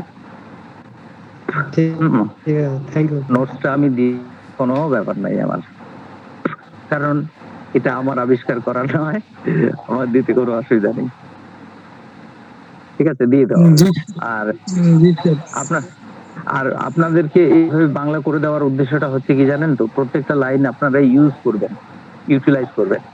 কনস্টিপেশনের উপর ওই 3টা লাইন বললাম, 3টে প্রেসক্রিপশন হলো, আমি আরো 3টা প্রেসক্রিপশন অ্যাড করি আপনাদের। হ্যাঁ, কনস্টিপেশন উইথ ক্লিন টাং, তাহলে আমি ন্যাটোমিরের কথা ভাবি। কনস্টিপেশন উইথ ব্ল্যাক টাং, তাহলে আমি এখানে ল্যাকেসিস অ্যাপ্লাই করি। Constipation with white coated tongue, তাহলে আমি এখানে ক্যালিসাল্প অ্যাপ্লাই করি। ঠিক আছে, আমি সবসময় চেষ্টা করি কি, যে কত সংক্ষেপে প্রেসক্রিপশনটাকে বের করে নিয়ে আসা যায়। তার মানেটা দাঁড়ালো এটাই, যে অনেক বেশি সংখ্যক পেশেন্টকে সার্ভিস দিতে হবে এভরিডে, এরকম ভাবে নিজেকে তৈরি করা। আর এটাই হচ্ছে কারণ যে প্রত্যেকটা মেডিসিনের কিছু কন্ডিশন আমি নোট করে রাখি আলাদা করে, যে আমি আলটিমেট এটা দিয়ে একটু যাচাই করে দেখতে চাই। আমি এরকম একটা কষ্টিক পাথর বা বা মানে এরকম যাচাই করার মেশিনারি তৈরি করে রাখতে চাই, যেন আমি এটা দিয়ে গোটা ডাক্তারকে বা গোটা পেশেন্টটাকে একটু যাচাই করে দেখে নিতে পারি যে এই শর্তগুলোর সাথে মিলছে তো, হ্যাঁ মিলছে, আচ্ছা চলো, এটাই প্রেসক্রিপশন। এটা একটু আমাদের তো জন্য দিয়েন স্যার। হ্যাঁ স্যার বলুন। তো ওইটা একটু আমাদের জন্য একটু দিয়েন স্যার। ও, অনেক খাটতে হবে তাহলে, ওগুলো সব মাথার মধ্যে আছে, ওগুলোকে তাহলে নোটের মধ্যে নিয়ে এসে তাহলে ওটা দিতে হবে, তাহলে আমাকে সময় দিতে হবে, ওটা ঠিক হয়তো আছে স্যার। 100 খানেক পাতা ম্যাক্সিমাম হতে পারে, 100 খানেক পাতা। হ্যাঁ, 100 পেজেস এর উপরে হয়তো একটা মানে পিডিএফ বানিয়ে আমাকে দিতে হবে। করবেন কি, আপনারা মেডিসিন প্রেসক্রিপশন করার আগে ওটা দিয়ে যাচাই করে একটু দেখে নেবেন। জি স্যার। যে এর বেসিক রুলগুলো, মানে বেসিক যে রুলগুলো মেডিসিনের ফলো করছে কি করছে না। যেমন কস্টিকামটার কথা বললাম, আমি দেখলাম আমার মাইন্ড বললো বেসিক রুলগুলো ম্যাচ করে গেছে। এবার আমাকে আমার অ্যাসিস্ট্যান্ট বলতেই আছে, কিন্তু আমি আমার জায়গা থেকে কিন্তু নড়ছি না, কারণ আমি জানি যে পরপর ওকে এই লাইন ধরেই আসতে হবে, উপায় নেই তাছাড়া। কিন্তু এটা আবার 100% অ্যাপ্লিকেবল সব জায়গাতে হবে এরকম কিন্তু আবার ভাববেন না। হ্যাঁ, কেন? কারণটা হচ্ছে কি, ব্যতিক্রম হওয়াটা কিন্তু মেডিকেল সায়েন্সের কিন্তু ধর্ম। ঠিক আছে, ব্যতিক্রম থাকাটা কিন্তু মেডিকেল সায়েন্সের কিন্তু ধর্ম, কিন্তু এটা বুঝবেন। ঠিক আছে, তাই না? স্যার আরেকটা ইয়ে দিন স্যার, আমার চেয়ে যেগুলো কমন ইউজ করা যায় হ্যাঁ ওষুধ বলুন। মেডিসিন যেগুলো, মেডিসিন যেগুলো কমনলি ইউজ করা যায় মানে ভয় ছাড়া, এগুলো হুম, একটা লিস্ট দিয়ে দিন স্যার আমাদেরকে। মানে দেখুন, আপনারা দেখবেন ওই কি বলে মিলার গিবসনের কি বলে পিরিয়ডিক, মিলার গিবসনের পিছনের দিকে রিলেশনশিপ চার্টটাতে দেখবেন যে ডিফেক্টিং মেডিসিন কোনগুলো। আর ভয় ছাড়া বলতে কি, টিউবারকুলিনাম সে জল ভাত পান্তার মধ্যে ইউজ করবেন না, ঠিক না? সালফার হ্যাঁ জি। নিশ্চয়ই ডেলি খাইয়ে যাবেন না সেন্টিসিমাল স্কেলে। লাইক বডি আপনি রোজ অ্যাপ্লাই করবেন না। কিন্তু ছোটখাটো যেগুলো মেডিসিন, ক্যামোমিলা, রাস্টক, রাইনিয়া, অ্যাকোনাইট, আর্সেনিক, হ্যাঁ, পালসিটিলা 30, ঠিক আছে? তো এই মেডিসিন গুলো হয় কি, এগুলো অহরহ ইউজ হয়। আমার ঘরে ছোট মেডিসিন বক্স রাখা থাকে। আমার ছোট ছেলেটা একটু দুষ্টু প্রকৃতির, এখন যদিও অনেকটা ভালো হয়েছে। ও করে কি, চুপি কোনো সময় গোটা শিশির ওষুধ একবারে ঢেলে খেয়ে শেষ করে দিয়েছে। কই কিছু হয়নি তো, দেখিনি তো কিছু হতে তো দেখিনি কোনোদিনও। হ্যাঁ, তো ঠিক ব্যাপারটা আছে। হচ্ছে কি, যারা বলে এই হোমিওপ্যাথি মেরে দিল, এটা কি এ করে দিল, এর ক্ষতি করে দিল, ওর সর্বনাশ করে দিল, এগুলো মিথ্যে কথা। হ্যাঁ, আচ্ছা। এগুলো বলে নিজের বাজারটাকে ধরে রাখার চেষ্টা করা, আমি তাই মনে করি আমার হয়। আর ব্যাপারটা হচ্ছে কি, দেখুন একটা কথা, মনে করুন আপনি ভেরি স্ট্রিক্টলি ক্লাসিক্যাল করেন, এবার পেশেন্টের সংখ্যাতে আপনি হাতুড়ে ডাক্তারদের সাথে কম্পিটিশন করতে পারছেন না। আপনি পার ডে 30টা পেশেন্ট দেখছেন, একজন হাতুড়ে ডাক্তার পার ডে 100টা 150টা পেশেন্ট দেখছে। মুর্শিদাবাদে আমার এক চাচা, ও পার ডে উনি মোটামুটি এই সময় এখনকার সময় ওনার এজ হলো 70 প্লাসই হবে হয়তো, হ্যাঁ 70 প্লাস হবে। উনি পার ডে এখনো 200 250 300 পেশেন্ট এখনো দেখে যান, ঠিক আছে? কিন্তু পলিফার্মা করেন, লোয়ার পোটেন্সি করেন, মাদার টিচার বায়োকেমিক এইভাবে করেন, কিন্তু দেখুন পেশেন্টের সংখ্যা হচ্ছে পার ডে 200 250 300। তো কি ওনার কাছে কি সবাই মজা করতে আছে? রেজাল্ট পায় না? না হোমিওপ্যাথির উনি হত্যা করে ফেলেছেন, মার্ডার করে ফেলেছেন হোমিওপ্যাথিকে। ঠিক তাহলে স্যার। এবার আমি নিজেকে ক্লাসিক্যাল বলছি, দিনে মনে করুন 10টা 20টা রুগী বেশি দেখার অকাত আমার নাই, আর আমি গালিগালাজ করেই যাচ্ছি হোমিওপ্যাথিকে ও মেরে ফেলেছে, আমার সাথে হোমিওপ্যাথির হত্যা করে ফেলেছে, জানাজা পড়ছে এখন, কিছুক্ষণ পরে কবরে ঢুকাবে। তো এইগুলো মিথ্যা কথা ছাড়া আর কি বলুন? যদি তাই হতো তাহলে 200 300 250 জন পেশেন্ট ওনার কাছে কেন যেত? আমার কাছে আসতো না, কারণ আমি ক্লাসিক্যাল। তো সুতরাং এগুলো গুল গল্পে পা দিবেন না কারো। কিছু লোক আছে নিজের বাজারটাকে ধরে রাখার জন্য ও করে কি, একে অপরকে গালি মন্দ দেওয়া, একে গাল দেওয়া, তাকে গাল দেওয়া, ও হোমিওপ্যাথিকে মেরে ফেলছে, ও কিছুক্ষণ পরে জানাজা পড়ে কবরে ঢুকাবে, এগুলো ফালতু কথা, এগুলোতে কান দেওয়ার দরকার নেই।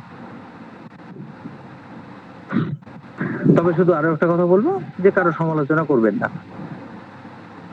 ঠিক আছে?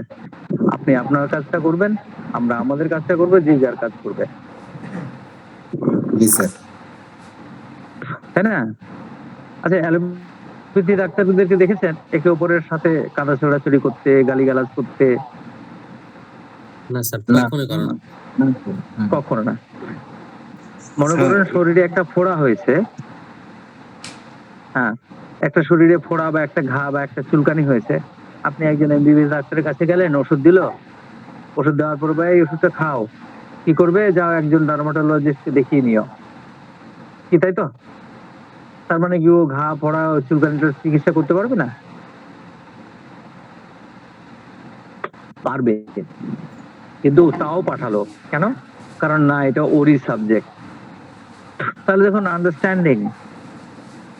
আর আমাদের মধ্যে কি হয় ব্যাপারটা দেখুন, ও এটা কি করেছে, কামাল চিকিৎসা করেছে, আর সালা নিজেকে তো খুব বড় ক্লাসিক্যাল বলে, এই বলে সেই বলে, ওই রুগীটা তো ঠিক হয়নি, বা আমার কাছে আসলো, আমি বলেছি কি চিকিৎসা করেছে, ও করেছে, হ্যাঁ হাতুড়ে ডাক্তার কথাকার, 10টা পেশেন্ট দিয়েছে, 12টা বাজিয়ে দিয়েছে, এটা করে দিয়েছে, সেটা করে দিয়েছে। তার মানেটা কি দাঁড়াচ্ছে? তার মানেটা হচ্ছে আমি যখন গালিগালাজ করছি তার মানে কি আমি হারছি? আমি কাজ দিয়ে লড়াইটা করব, না আমি মুখ খিস্তি করে লড়াইটা করব? তাই না? ভাবুন একটু। জি স্যার, অবশ্যই আমাকে কর্মটা আমার পথটা নির্ধারণ করে দিবে স্যার। এখানে স্যার অহংকার করতে কিছুই নাই স্যার। হ্যাঁ বলুন।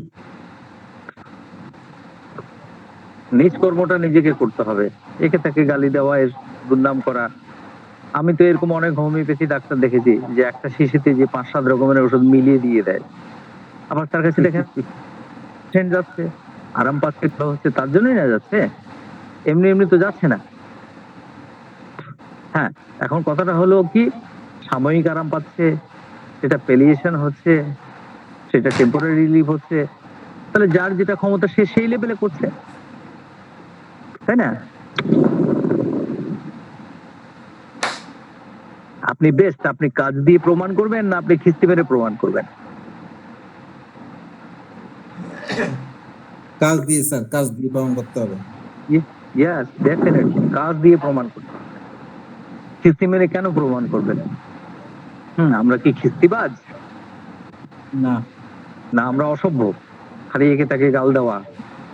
কিছুদিন আগে দেখেছিলাম এক ম্যাডাম লিখেছেন হোমিওপ্যাথি ডাক্তাররা এই সেই হ্যান ত্যান, উল্টো পাল্টা অনেক কথাবার্তা। কেন? কারণটা হচ্ছে কি, যে অনেক ডাক্তার তাকে ব্যক্তিগত আক্রমণ করেছে। যদি 10টা মেডিসিন দিবেন তো হোমিওপ্যাথি কেন করবেন? আমাকে একজন বলেছিল, আমি মানে সরি, আমি অ্যাকচুয়ালি এতগুলো মেডিসিন প্রেসক্রাইব করি না। তো আমাকে একদিন কথায় কথায় একজন বলেছিল যে যদি এইভাবে যদি আপনি বলবেন তাহলে হোমিওপ্যাথি কেন করলেন, আপনি অন্য ব্যবসা করতে পারতেন। তো আমি বললাম ভাই আমার ভুল হয়ে গেছে, কারণ আমি জানতাম না যে এটা তোমার বাপের সম্পত্তি, এখানে তোমার মন মতো কাজটা করতে হবে আমাকে। তার জন্য এক্সট্রিমলি সরি, আমি ক্ষমা চেয়ে নিয়েছিলাম। ঠিক আছে? জি স্যার। স্যার মূলত ঠিক স্যার না? যাদের হাতে অধিক সময় থাকে স্যার, অনেক বেশি সময় হ্যাঁ থাকে স্যার, তার অন্য খুব নিয়ে সুন্দর বেশি থাকে। সমালোচনা। আর যাদের হাতে সময় হ্যাঁ থাকে না, যারা নিজের কাজ নিয়ে ব্যস্ত, তারা অন্যের সমালোচনা হ্যাঁ করবে কখন? আর হ্যাঁ গালমন্দই বা কখন কি করবে স্যার? হ্যাঁ হ্যাঁ হ্যাঁ, মানে এই যে এই বিষয়টা আমি আজকে তুলে ধরলাম কেন, কারণ এই জিনিসটা আমি দেখতে পাচ্ছি অনলাইনে অফলাইনে, কাদা ছোড়াছড়ি আর খিস্তি খাস্তা। এ ওকে গাল দিচ্ছে, ও তাকে গাল দিচ্ছে। ও একটা মানুষ না, ও একটা জানোয়ার। ও কেন হোমিওপ্যাথি করছে, ও কেন 10টা করছে। হুম, তাহলে আমার কথাটা হচ্ছে মেডিকেল সায়েন্স, এটাতে রিসার্চ করার বা এটাতে কিছু করার অধিকার সবারই আছে। এটা কারো বাপের সম্পত্তি না।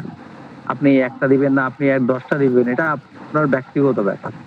এখানে আমার কি বলার অধিকার? আমি আপনার উইলটাকে কি কন্ট্রোল করতে পারবো?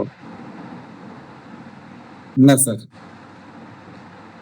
তাহলে আর ব্যাপার হচ্ছে কি, আমি আপনাকে কি করে কেন বলতে যাব যে আপনি এটা নয় ওটা করুন, ওটা নয় ওটা করুন। আপনি যদি পরামর্শ চান তাহলে আমি বলতে পারি।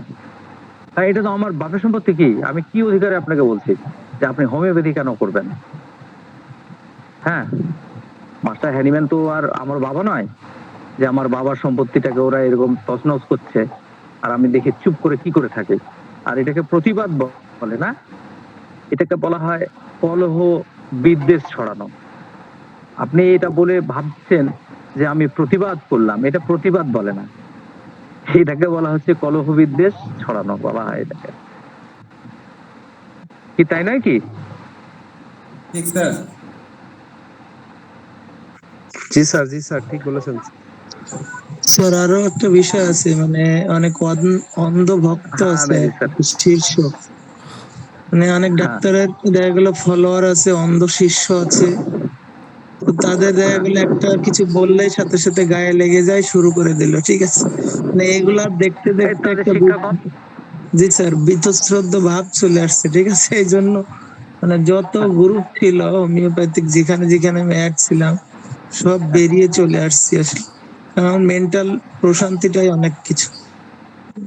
হ্যাঁ, আশরাফুল্লাহ আমাকে জিজ্ঞাসা করছে কামাল ভাই কি করেন, সিঙ্গেল না কিছু? তো আমি বললাম দাদা আমি 90% আমার সিঙ্গেলই থাকে, আউট অফ রুল হই না। তবে 10% আমি আউট অফ রুলও হই। কেন? এর পিছনে কারণ আছে অনেকগুলো। কি কারণ ভাই বলেন আমাকে। তো আমি বললাম যে দেখুন আমি যে ডিসপেন্সারিটাতে বসি, তো কথাটা হচ্ছে যে প্রেসক্রিপশন আমি আমার জন্য বা রুগীর জন্য নয়, আমাকে ডিসপেন্সারির কথা ভেবেও করতে হয় কিন্তু অনেক সময়। রুগী কেমন আছে, রুগী ভালো আছে, কোনো ব্যাপার না, এটা ফিনিশ হয়ে গেছে। ডিসপেন্সারিটা চালায় যে, সেটা হচ্ছে আমার শালাবাবু চালায় এবং টোটালটা ওকে দিয়ে দেওয়া হয়েছে। ও এসে বলল যে ও এ তো ভালো হয়ে গেছে, কেসটা তো ফিনিশ। আপনি এক কাজ করেন, এই টনিকটা দেওয়ার কথা একটু মুখে মুখে বলে দিলে তো এখানে আমি কি বলে এটা দিয়ে দিতে পারলে তো আমি 50% কামাই করে নিতে পারবো। তাহলে যা দিয়ে দে, ঠিক আছে, যা দিয়ে দে, কোনো অসুবিধা নেই। তো কি অসুবিধা হলো? এখানে হোমিওপ্যাথি মারা গেল, আমি তো দেখতে পেলাম না, ঠিক আছে। ও যা দিয়ে দে না। স্যার এটা কাউন্টারের কামাই হলো তো নাকি না হলো না? ঠিক আছে, হোমিওপ্যাথিকে নিয়ে যারা যারা চলছে তারা বাঁচলেই হোমিওপ্যাথি বাঁচবে। এতগুলো কোম্পানি, এতগুলো ওষুধের দোকান, ঠিক আছে। হ্যাঁ, আতিকুল্লাহ এই ক্লাসে প্রেজেন্ট আছে, ও জানে ভালো করে। কারণটা হচ্ছে কি আমি যখন এখানে প্রথম আসি, আমি ওর দাদির চিকিৎসা করতে গেছিলাম, ওরা তখন নিতান্তই ছোট ছোট, ঠিক আছে। আমি মধ্যে থেকেই আমি প্র্যাকটিসটা করি, কিন্তু কথা হচ্ছে যে এরকম না অলওয়েজ আমাকে রুল মেনটেন করে চলতে হবে, এরকম কোনো ব্যাপার না। এবং এতে যদি আমার কেউ সমালোচনা করে আমি কানও দিই না তাতে। আশরাফুল্লাহ আমাকে জিজ্ঞাসা করেছিল, আমি ইচ্ছা করলে বলতে পারতাম না এটা করি ওটা করি সেটা করি, আমার কোনো রাগ ঢাক নেই। কিন্তু তিল নাও দেখুন আমার সাথে এত ভালো সম্পর্ক, ঠিক আছে। সপ্তাহে একদিন দুদিন কথা হবেই হবে। হুম, আমাদের দেশে আসলে আমাকে জানাবে না এরকম হতেই পারে না। বোঝা গেল কথা? তো কথা হচ্ছে যে সততা রক্ষা করতে হবে। হ্যাঁ, আপনি আচ্ছা, আচ্ছা, আরো একটা কথা বলি। ডক্টর হেরিং এর নাম জানেন তো আপনারা নাকি? হ্যাঁ স্যার। Hello, hello. জি স্যার, জানি আচ্ছা, স্যার। আচ্ছা। ডক্টর হেরিং খুব খারাপ ডাক্তার? ডক্টর না হেরিং স্যার। এর আপনারা ডোমেস্টিক ফিজিশিয়ান, ডক্টর হেরিং এর ডোমেস্টিক ফিজিশিয়ান বইটা পড়বেন। আপনি দেখবেন ওখানে ডক্টর হেরিং নাক্সভমের সাথে মার্কারি, এর সাথে বেলোডোনা, পলোসিনের সাথে নাক, সালফারের সাথে হিপার, সাইলেসিয়া, বিভিন্ন মেডিসিন বিভিন্ন সময় অল্টারনেটলি ইউজ করতেন। ওখানে লেখা আছে পরিষ্কারভাবে। তো কি হোমিওপ্যাথি কি ও মেরেছে? না হোমিওপ্যাথিকে উনি এগিয়ে নিয়ে গেছেন। হেরিং হেরিং যদি না থাকতো তাহলে মেট্রিয়া মেডিকার জগৎটা হতো কি জানেন তো? বিকলাঙ্গ, হ্যান্ডিক্যাপ হতো। ডক্টর হেরিং যদি না থাকতেন হোমিওপ্যাথিতে তাহলে মেট্রিয়া মেডিকার দুনিয়াটা হতো বিকলাঙ্গ, হ্যান্ডিক্যাপ। তাহলে আমি এই কথাগুলো বললাম, আপনারা যদি বলেন যে এই লাইনগুলোকে কপি করে আপনি কি বলে আমাদের গ্রুপে বা কোথাও দিয়ে দেন, যাতে উইথ এভিডেন্স আমরা দেখি জিনিসটা, বললে দিয়ে দিব। কি আছে, পেজ নাম্বার ধরে লাইনগুলোকে টুকে টুকে কপি পেস্ট করে দিয়ে দিব। কি সমস্যা তাহলে? তাহলে ডক্টর হেরিং করতে পারে, ঠিক আছে। আর সেখানে মোজাম্মেল সাহেব যদি করেন, ভাই কি হলো, মেহেদী সাহেব যদি করেন তাহলে দোষ। এগুলো কোনো ব্যাপার নেই, কিন্তু আমি বলে যাচ্ছি, হ্যাঁ। কারণ দেখুন, বিভিন্ন অ্যাঙ্গেল থেকে প্রেসক্রিপশন করতে পারবেন, প্যালিয়েটিভও করতে হবে, ঠিক আছে। আলটিমেট কোথাও পেশেন্ট রিলিভ করতে হবে। স্কিন ডিজিজের কেসটাতে মাস্টার হেরিং বহু ক্ষেত্রে দেখা গেছে কি হিপার সালফারের সাথে সালফারের অল্টারনেট করেছে, ল্যাকেসিস বেলোডোনা অল্টারনেট করেছে। ডক্টর ভিতুল গাছ তারা বই লিখেছে যে ব্যাসিলিনাম ক্যালকেরিয়া ফস একসাথে ইউজ করা যায়, যেরকম ল্যাকেসিস এবং ক্যালিকাপ করা যায়। তার মানেটা কি দাঁড়ালো? এবং এই জিনিসটা কোথা থেকে ঢুকেছে? এটা ক্লার্কের বই থেকে ঢুকেছে। তার মানে কি ডক্টর ক্লার্ক এটা করছে?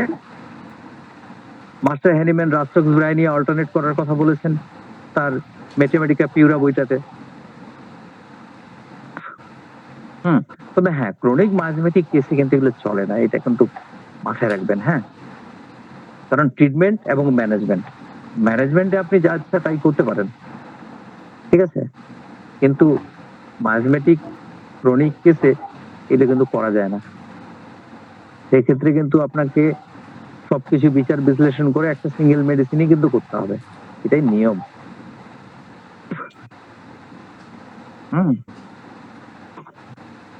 এই জায়গাটা থেকে বেসিক প্রিন্সিপাল থেকে কিন্তু দূরে গেলেও কিন্তু চলবে না।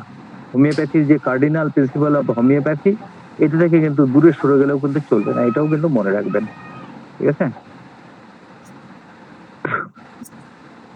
হোমিওপ্যাথি মেডিসিন সিঙ্গেল মেডিসিন বেশি ভালো কাজ করে, এটা মাস্টার হ্যানিম্যান কিভাবে জানলেন? কি উত্তর দেবেন? একটু বুঝিয়ে বলেন স্যার এটা স্যার।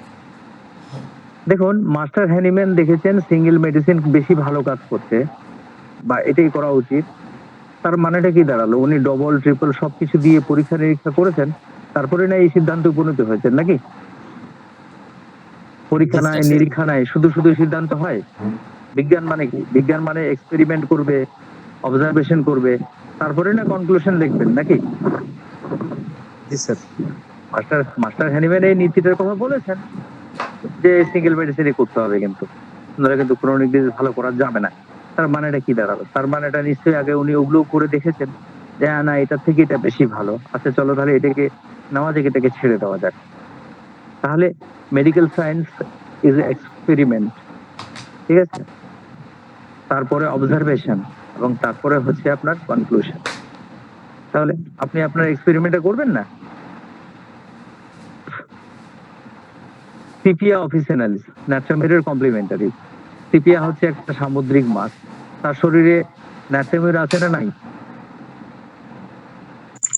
অবশ্যই আছে স্যার, অবশ্যই আছে স্যার। অবশ্যই আছে।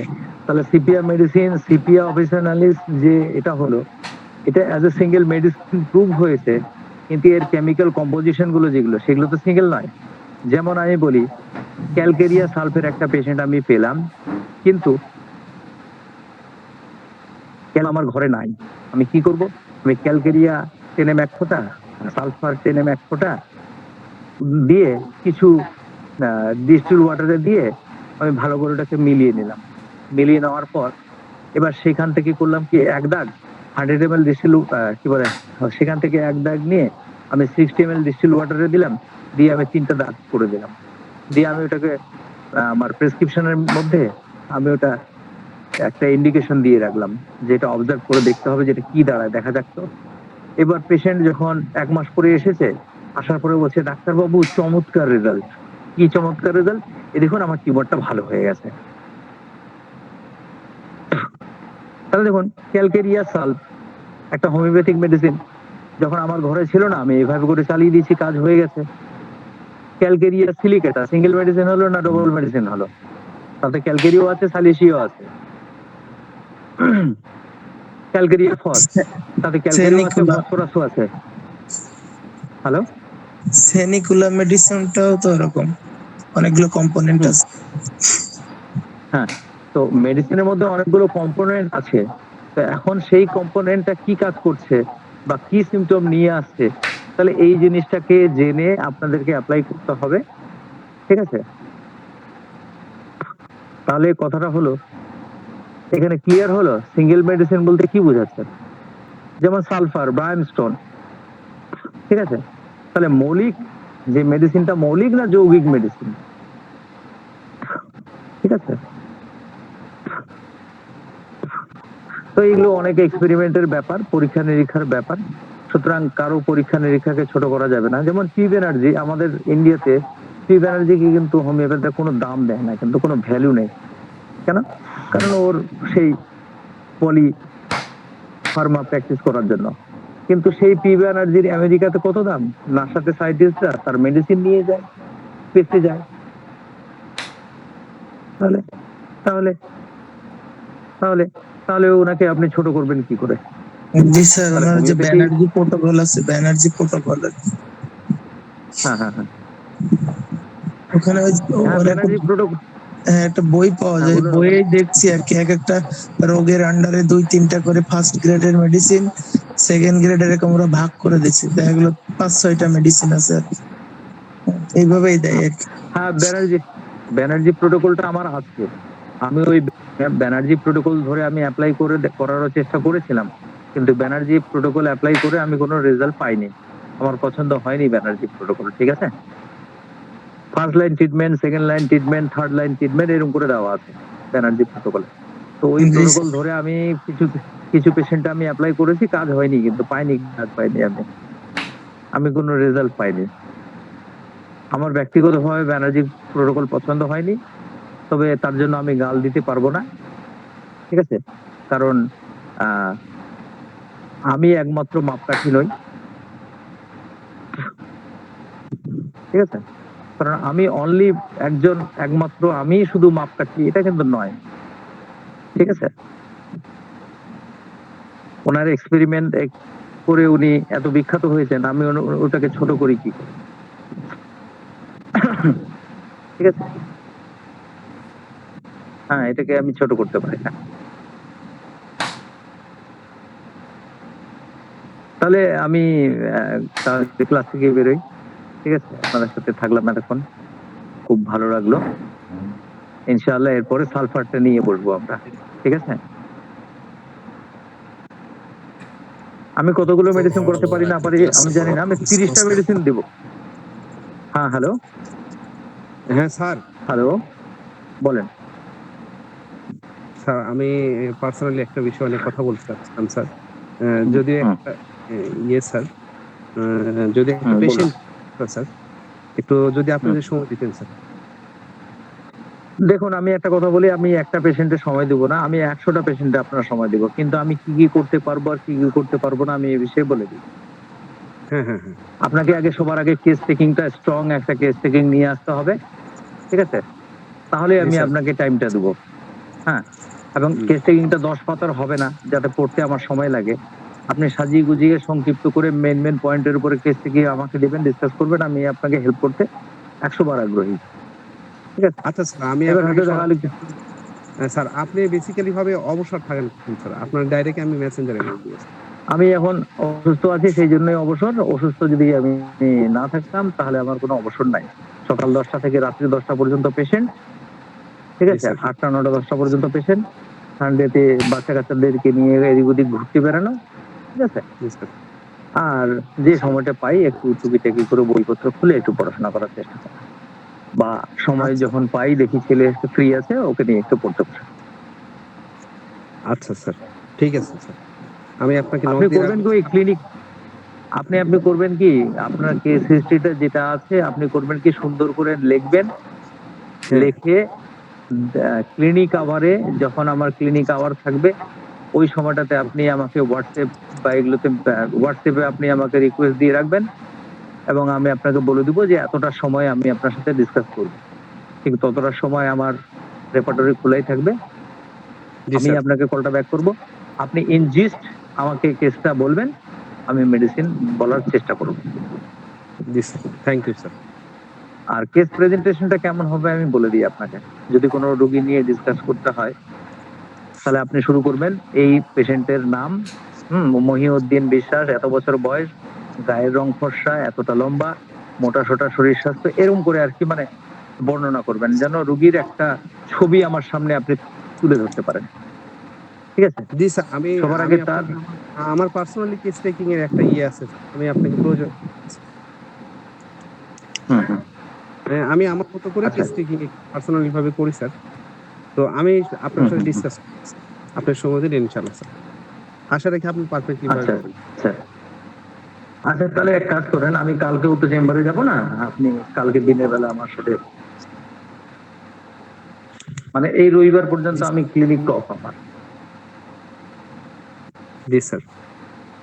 ঠিক আছে স্যার, আমি ঠিক আপনাকে নক ঠিক আছে? ভালো জি থাকবেন স্যার। সবাই। আসসালামু আলাইকুম। আচ্ছা, আসসালামু আসসালামু আলাইকুম।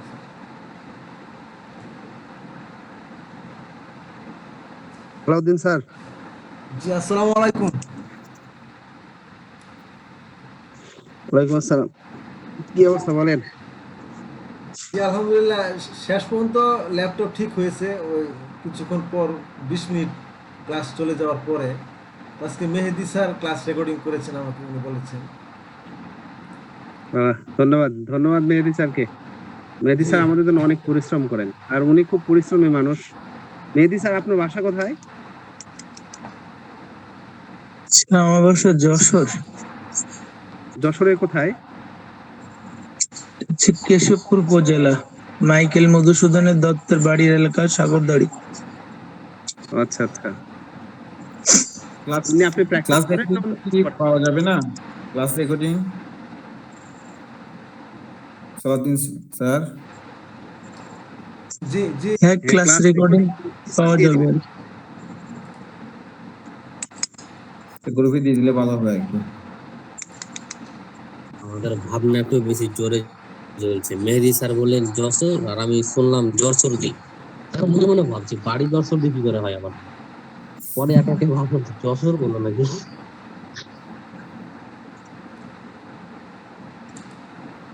তো ঠিক আছে, আমরা তাহলে আজকের মতো শেষ করে দিই, অনেক রাত হয়ে গেল। ঠিক আছে, আসসালামু আলাইকুম। সবাই ভালো থাকবেন, শুভরাত্রি, আসসালামু আলাইকুম। ওয়ালাইকুম ওয়ালাইকুম আসসালাম। আসসালাম। আসসালামু আলাইকুম। আসসালামু আলাইকুম।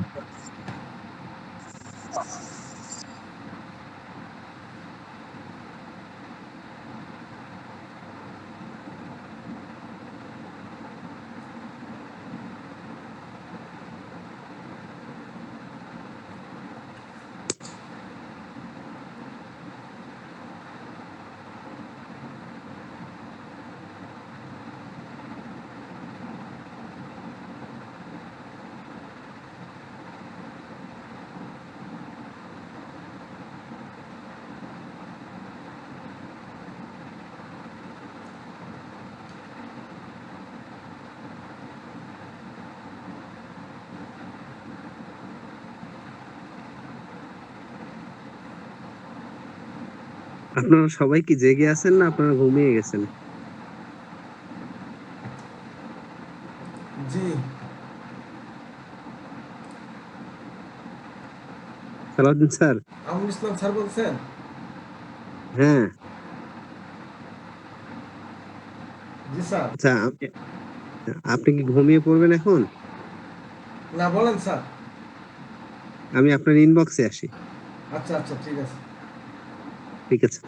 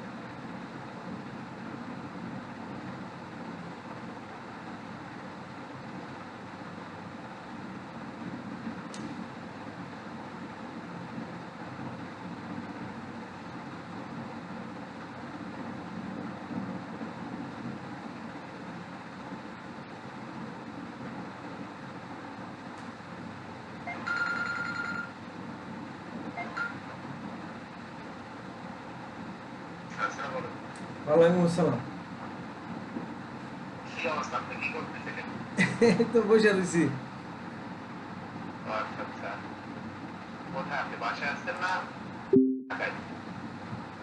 না, ঢাকায় আছি।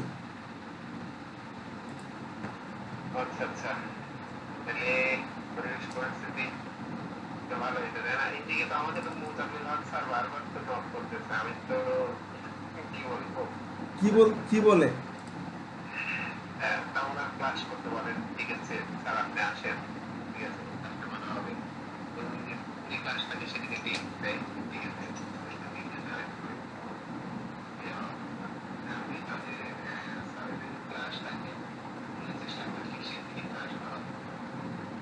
আচ্ছা আচ্ছা।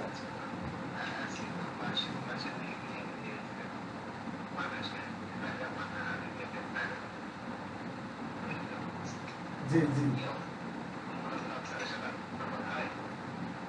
মানে হক স্যারের সাথে আমার কথা হচ্ছে না, মানে এর মধ্যে কথা হয়েছিল, তার ল্যাপটপ সমস্যা হয়েছিল, কিন্তু অন্য কোনো বিষয় নিয়ে কথা হচ্ছে না। আমি একটু দূরে সরে আসছি, কারণ তার সাথে থাকলে আমার মনে হচ্ছে যে সমালোচিত হইতে হবে, বুঝছেন?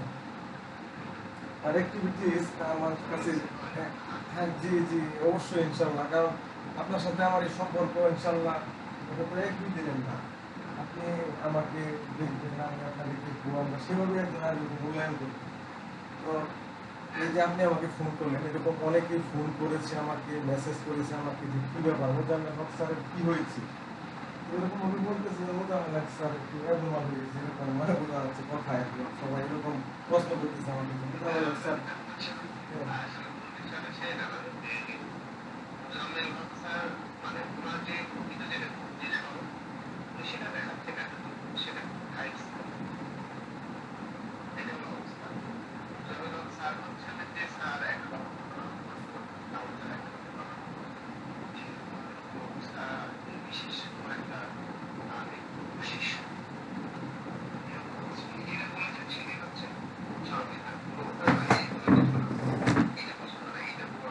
জি জি জি।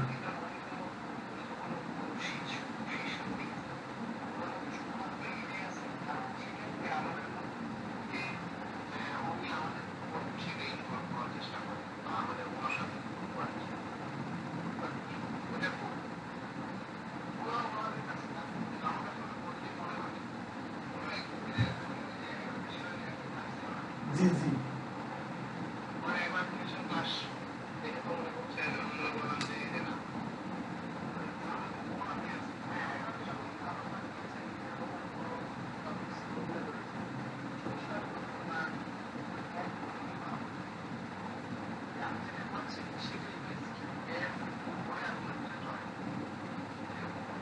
জি জি।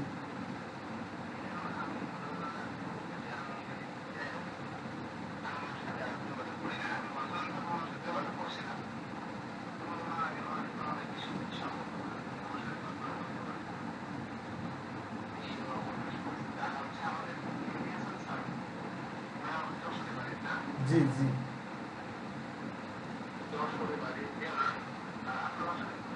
ময়মনসিংহ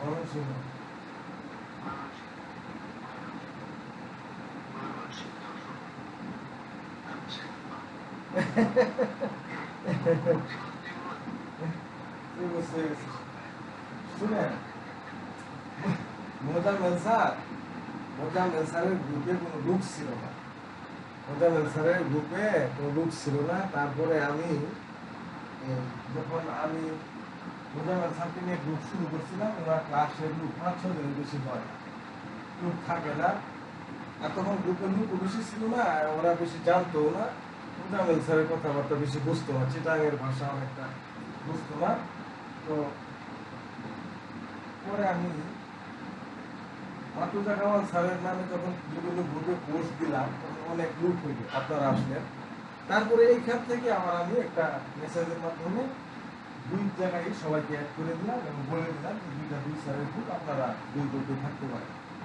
এরপরে মোজাম্মেল স্যারের গ্রুপে কিছু লুক হইল আর মোজাম্মেল স্যার শুরু করে দিল এই পেড ক্লাস, এই আমি মাইন্ড সিম্পল, এই সিম্পল বলে এক সারাদিন মেসেজ এই সেই বহুত তার গ্রুপ থেকে চলে যাচ্ছে, আমাকে মেসেজ করে দিল যে আপনি অ্যাড করছেন, আমরা থাকতে পারলাম না, আপনাকে না জানাই চলে গেল।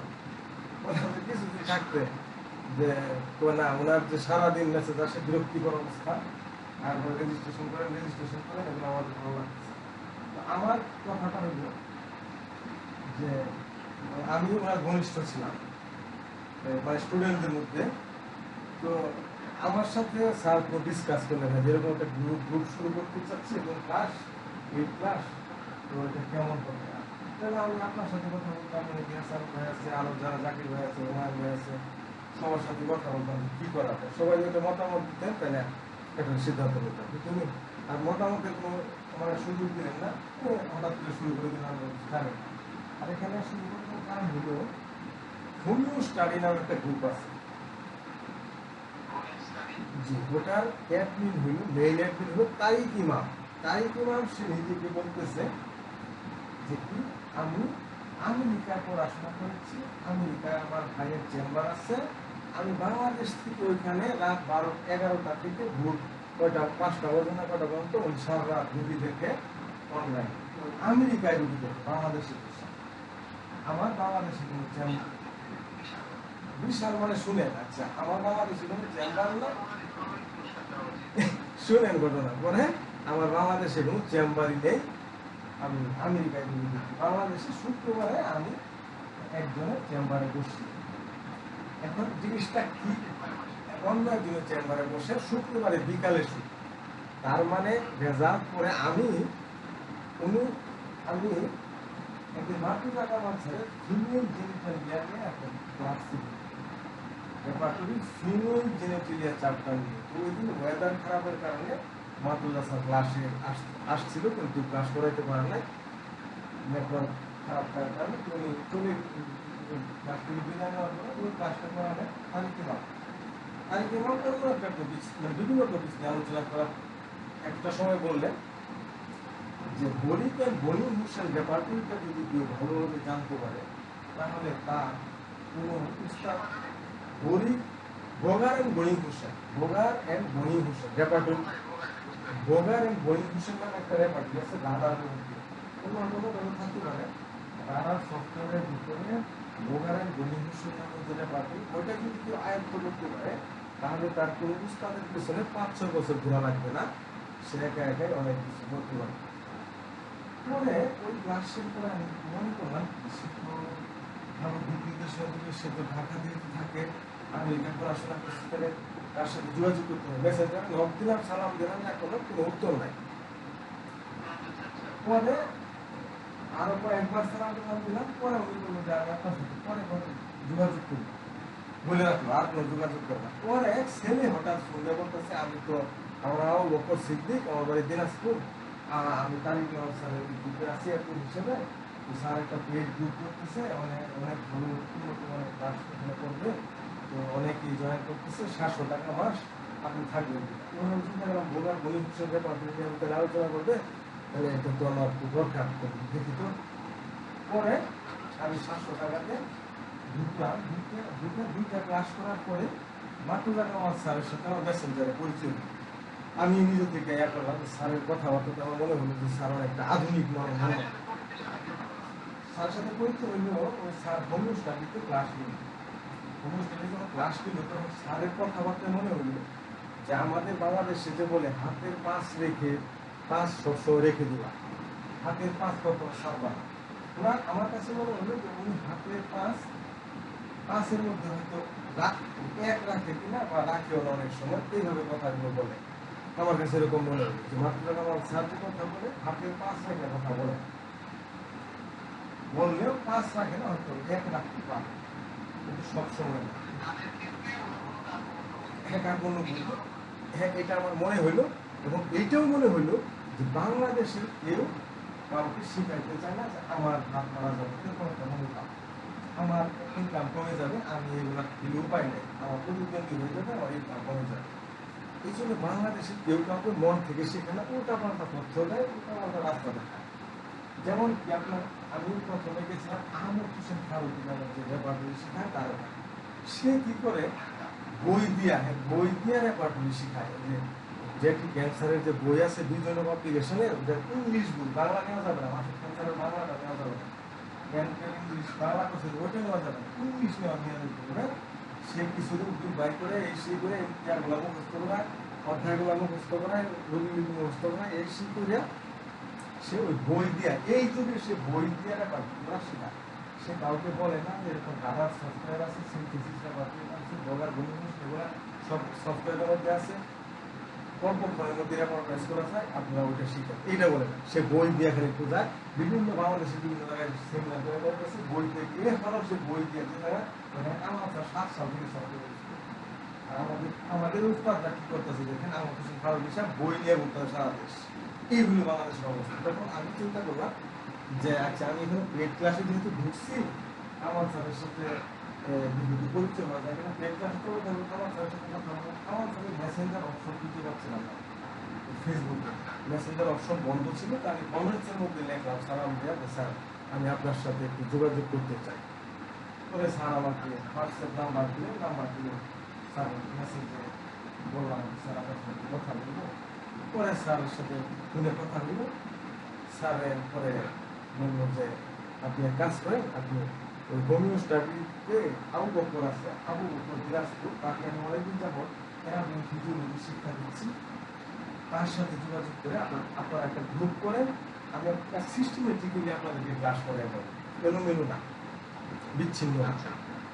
পরে আমি আবু বকরকে ফোনে বললাম আমার স্যার বলছেন একটা গ্রুপ করার জন্য, যে আমরা সিস্টেমেটিক্যালি এখন 0 থেকে করবো। এবং আমরা তো যেখানে হোমিও স্টাডিতে ক্লাস করতেছি বা এই বেড গ্রুপে ক্লাস করতেছি, এখানে তো বিভিন্ন ক্যাটাগরির আমরা আছি, কেউ 5 বছর যাওয়া প্র্যাকটিস করতেছে, কেউ 15 বছর প্র্যাকটিস করতেছে, কেউ 4th ইয়ারের স্টুডেন্ট। আমরা তো সবেমাত্র হোমিওপ্যাথি নতুন, তো আমাদের তো সমস্যা হয়, আমরা 0 থেকে শুরু করতে যাচ্ছি না, তার প্রাইমারি লেভেল থেকে। তো বললো যে দেখেন আমি তো অলরেডি কারিগর স্যারের পিএইচ গ্রুপে আছি, হোমিও স্টাডিতে আছি, আমি নতুন একটা গ্রুপ দিলে কারিগর স্যার যেটা ভালো ছিল আমার করা সম্ভব না, এটা আমি করতে পারবো না। আমি মাত্র কারিগর স্যারকে আবার বললাম যে স্যার আবু করতে কথা বলছে, সে ওটা করতে পারবো না। ঠিক আছে, আর কথা হবে। পরে আবার পরের দিন আবার দিলে মাত্র তোমার স্যারকে আমি বললাম স্যার আমি কি একটা গ্রুপ করবো, আপনি যদি বলেন তো হ্যাঁ ঠিক আছে, তাহলে দেখেন আপনি যদি গ্রুপ করতে পারেন তাহলে আমরা এখানে শুরু করবো দেখেন। পরে আমি বিভিন্ন গ্রুপে পোস্ট দিলাম, বাংলাদেশের বিভিন্ন গ্রুপ, বাংলাদেশ সমিতি বিভিন্ন যত গ্রুপ আছে আমি আসছিলাম, সবাইকে বলে দিলাম মাত্র আমার স্যারের ক্লাস করাবেন, আপনারা আসে এই আর কি বলে মাত্র আমার স্যার। ওই দিকটা কী করবো, ওখানে আমি গ্রুপ শুরু করে দিলাম, আমাকে ফোন দিল, যেদিনই গ্রুপে অ্যাড দিছি, আমি বিভিন্ন গ্রুপে যখন অ্যাড দিছি যে মাত্র আমার স্যারের ক্লাস নেব, ওই দিনই আমাকে ফোন দিল বিকালে। এতদিন ফোন দেয় না, এতদিন ফোন দিয়েছিল, কিন্তু কোন সময় তখন 700 টাকা পেড করছি আমি, 700 টাকা যখন তার পেড গ্রুপে পেড করছি তখন আমাকে ফোন দিয়েছিল কারিগর। এর আগে কিন্তু আমার কিছু ফোন দেয় না, মেসেজেরও তেমন রিপ্লাই দিত। পরে কারিগর যখন আমি গ্রুপের মধ্যে ফোন দিয়েছি, ওই দিন আমাকে ফোন দিয়েছি। এর আগে ফোন বলছি যে পেড গ্রুপে 700 টাকা জমা দেওয়ার পরে ফোন দিয়েছিল। আর যখন বিভিন্ন পোস্টে শেয়ার করলাম, বিভিন্ন গ্রুপে পোস্টে ওই দিন ফোন দিই দেওয়া বললো যে সালাউদ্দিন ভাই পেড গ্রুপটা বা আমার হোমিওস্টার নষ্ট না হয়ে যায়, আপনি এগুলো খেয়াল রাখবেন। আর বুঝি স্যার, অবশ্যই স্যার, আমরা তো স্যার আপনার সাথে আছি। পরে আবার পরের দিন আবার বললো যে দেখেন আপনি আমি বলি দিলাম, পরের দিন বললো উনি মানে বলতে চাচ্ছিলেন না, আমি বললাম স্যার আমরা আমি আমার স্যারকে নিয়ে আমরা যারা প্রাইমারি লেভেলে আছি আমরা এরকম ক্লাস গ্রুপ করছি স্যার, এখান থেকে যারা একটিভ আছে বা যারা আপনার হোমিওস্টাডি নেওয়ার মতো হোমিওস্টাডি নিয়ে যাবেন, আর যারা পেড গ্রুপে ক্লাস করার আগ্রহ থাকে পেড গ্রুপে নিয়ে যাবেন। তো এখানে তো বাংলাদেশে তো সবাই এক সময় না, অনেকের আর্থিক সমস্যা, অনেকের ল্যাপটপ নাই, মোবাইল নাই, এমবি কেনার ইন্টারনেট কেনার টাকা নাই, এরকম সবাই তো এখানে যাওয়ার যোগ্য না। আপনার হোমিওস্টাডি কারা কারা যাওয়ার মতো আর পেড গ্রুপে কারা কারা যাওয়ার মতো আমি এগুলো নিয়ে যাবো এখান থেকে। কোনো না না আপনি এটা শুরু করছেন, এটা ঠিক করেন নাই, আপনি মানে ওই মুহূর্তে ইয়া করবো, পরের দিন আরো তিনবারের মতো ফোন দিয়েছিল, তৃতীয় দিনও যে আপনি এটা একটু ঠিক করেন নাই, আর একটা গ্রুপ শুরু করছেন, আপনি ঠিক হইলো এটা সেটা। পরে মোজামিল স্যারকে ফোন করে, মোজামিল স্যার বলবো আপনি হোমিওস্টাডির শিক্ষক গিয়া নতুন গ্রুপ করছেন, এটাকে ঠিক হইলো, ঠিক করেন নাই, তাই অনেক রাগ করছেন। তাই বললাম আমরা তো পেড গ্রুপ নাই, তো ফ্রি গ্রুপ ক্লাসের উপরে, মানে যারা হোমিওতে নতুন একবারে তাদের জন্য, হোমিওস্টাডি তো অনেক সিনিয়রদের জন্য যারা মোটামুটি জানবে। আর পেড গ্রুপ তো সবাই ওখানে যাবে না, ওরা টাকা দেওয়া, ওরা হোমিওস্টাডি উন্নত যারা একটু আপডেট তাদের জন্য, আর পেড গ্রুপ তো টাকা দেওয়া করে। আর এটা তো আমরা তো ফ্রি একবারে, একবার প্রাইমারি লেভেলের একবারে করে বলা, তার কিন্তু আপনার মাইন্ড করছে আমার প্রতি, তারপরে তার মাইন্ড করলে তো আমার কিছু করার না, আমার তো স্বাধীনভাবে চলার মতো আমার অধিকার আছে। হ্যাঁ, আমি বলছি যে আমাকে শিখতে হবে, আমরা জিরো থেকে শুরু করতেছি, আমরা তোমার কোনো ক্ষতি করতেছি না, আমরা জিরো থেকে শুরু করতে পারি, প্রাইমারি লেভেল থেকে যারা কিছু জানে না তাদের কিনবে। এখানে অনেকের মোবাইলই নাই, ভালো মোবাইল নাই, নেটওয়ার্ক নাই, বেশি না, এদের থেকে শুরু করছি। তো উনি না করলে তো ওনার তাহলে তো আর আমার ওনার কথা শোনা সম্ভব না, ওনার কথা উনি ক্ষতি করতেছে না, আমার তো ব্যক্তিগত স্বাধীনতা আছে, আমার ইচ্ছা মতো চলা। পরে বলে তাহলে কি সিদ্ধান্ত, সিদ্ধান্ত কি সিদ্ধান্ত, আমি মাত্র কামাল স্যারের সাথে আগে যাচ্ছি, আমি মাত্র কামাল স্যারকে না করে দিতে পারবো যে স্যার আপনার আমি গ্রুপ করবো না। কামাল স্যার আমার বলছে গ্রুপ করতে, আমরা এগিয়ে দেবো, কামাল স্যারকে তো আমি না করতে পারবো না, আমি একটা সম্মানিত লোক, মানে একদম বলতে পারবো যে গ্রুপ করবো না তারিখ ইমামের জন্য। পরে আমার দ্বারা সম্ভব না, আমি এই গ্রুপ চালাই যাবো। পরে দেখি তারিখ ইমাম আমাকে ওই হোমিওস্টাডিতে ব্লক করে দিছে পরের দিন। আচ্ছা, হোমিওস্টাডিতে ব্লক করছে, তার পেড গ্রুপেও ব্লক করছে। পেড গ্রুপে তখন আমি 2টা ক্লাস করছি, সপ্তাহে 2টা ক্লাস করার কথা, মাসে আপনার 5-6টা ক্লাস করার কথা, এরকম ছিল আর কি কথা, যে সপ্তাহে 2টা, মাসে ধরেন 4-5-6টা, মাসে 5-6টা ক্লাসের মধ্যে আমি 2টা ক্লাস করতে আমাকে ব্লক করে দিয়েছিল পেড গ্রুপে। ব্লক করে দিয়ে কি করে ওই ছেলেটা আছে যেটা মাত্র শিষ্য, মাত্র স্যারের কাছ থেকে অনেক কিছু শিখছে, অনেক আগে থেকে জড়িত মাত্র স্যারের সাথে, ওই ছেলে আমাকে লিঙ্ক পাঠায় হোয়াটসঅ্যাপে, শুধু গুগল মিটে 5 টাকা 8 টাকা, মানে আগে কিছু না, কিসের ক্লাস কোনো কিছু না, শুধু ওই টাকা পাঠায়, লিঙ্কটা পাঠায়। লিঙ্কটা তাও কি শুধু লিঙ্কটাই, যে আগের পিছিয়ে অন্য কিচ্ছু না, 2টা লাইন। পরে মানে তারা ভাই সাথে আছে, আমি যদি পরে বলি টাকা দিচ্ছি ক্লাসে দিচ্ছি না, ভাই সাথে আছে, তারা মনে করছে কি যে আমি মনে করতেছি যে এই টাকা চাইবো বা আমি কেন টাকা দিয়ে করতে পারি, এগুলো নিয়ে কথা বলবো। আমাকে যখন ব্লক করে দিচ্ছে তখন আমি আরো খুশি হচ্ছি, তোমাদের মতো লোকের আমার প্রয়োজন না, যেখানে তোমরা এই হ্যাঁ তোমরা মোটামোটা কথা বলতেছো, আমি বুঝতে পারলাম স্পষ্ট কি তারই কেমন একটা চিটার, তার বাংলাদেশে প্র্যাকটিস করার মতো কোনো মানে ইয়া নাই, মানে যে ফিটনেস বা যেটা কর্তৃপক্ষের অনুমতি এটা নাই, সে এখানে চেম্বার দিতে পারবে না, কারণ তার এখানে চেম্বার দিতে গেলে আমাদের যে ওষুধ প্রশাসনের অনুমতি নিতে হবে, ওষুধ প্রশাসনের অনুমতি নিতে গেলে তার কি করতে হবে, সার্টিফিকেট এগুলো জমা দিতে হবে, তার তো সার্টিফিকেট তো দেখাইতে হবে না, সে তো ভুয়া, সে তো রেজিস্ট্রেশন লাগবে, তার তো এগুলো কিচ্ছু নাই, সে তো বাংলাদেশে চেম্বার দিতে পারবে না, সে চাপা লাগে, সে মানে মেধাবী লোক, ইঞ্জিনিয়ার নাকি কিসের কম্পিউটার ইঞ্জিনিয়ার নাকি, সে মেধাবী লোক, তো কিছু স্টাডি বাড়ি করে ভালোই শিখছে, তারপর আমার বোঝাইতেছে আমেরিকায় বাংলাদেশের চেম্বার করার সমস্যা, তুমি আমেরিকায় একটা রুগী দেখো, তুমি সারা রাত দেখে রুগী দেখো কেন? তুমি আমেরিকায় চলে গেলি পারো, সারা রাত দেখে রুগী দেখলে তোমার ভর্তি ঠিক থাকবে, তুমি মানে দ্রুত অসুস্থ হয়ে যাবে না, তুমি জীবনী শক্তি নষ্ট হয়ে যাবে না, তুমি এগুলো বুঝাচ্ছ আমাকে। মানে সে একটা ভুয়া ফালতু।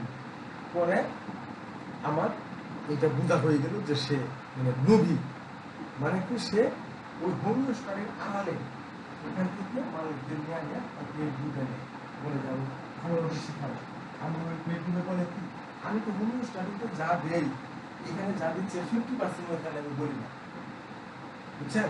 বলে কি আমি 50% ওখানে বলি না, তো ফ্রি ক্লাস, আর আপনাদের এখানে আমি সব কিছু শিখাবো, বুঝছেন? এই জিনিসটা উল্টাপাল্টা আবার কথা বলতে মনে করেন তাতে বলে দেবি প্র্যাকটিস অফ মেডিসিন, যেটা এই আপনার ইয়ারা বলবেন ডেভিডসনের প্র্যাকটিস অফ মেডিসিন বলবেন। এ কথা বলার সাথে সাথে আরেক সদস্য স্যার ডেভিডসনের প্র্যাকটিস অফ মেডিসিনের কথা বলছেন স্যার, ওটা ফলো করবো আমরা, ওটি আর বলে না, আমার মুখ প্রশ্ন চলে আসছে, বলে এরপর অন্য কথা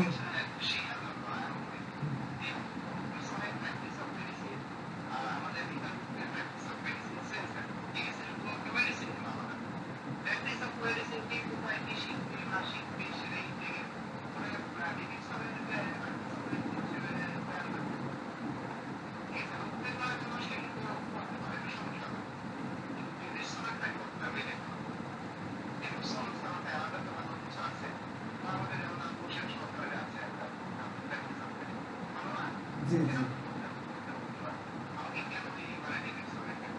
মানে না সেটা বই না, আর একটা নিয়ে ফেলছি, অন্যদিকে নিয়ে যেতে পারে না। মানে সে কোন সময় বলতেছে যে রেপার্টরিতে আমি এই রোগীটা পাইয়া আমি এরকম জটিল একটা রোগী ভালো করে নিচ্ছি, সে কেসের বিবরণ দিয়ে বলে কি এই রোগীটা আমি খুঁজে পেয়েছি, ও রেপার্টরিতে আমার কাছে 39টা রেপার্টরি আছে।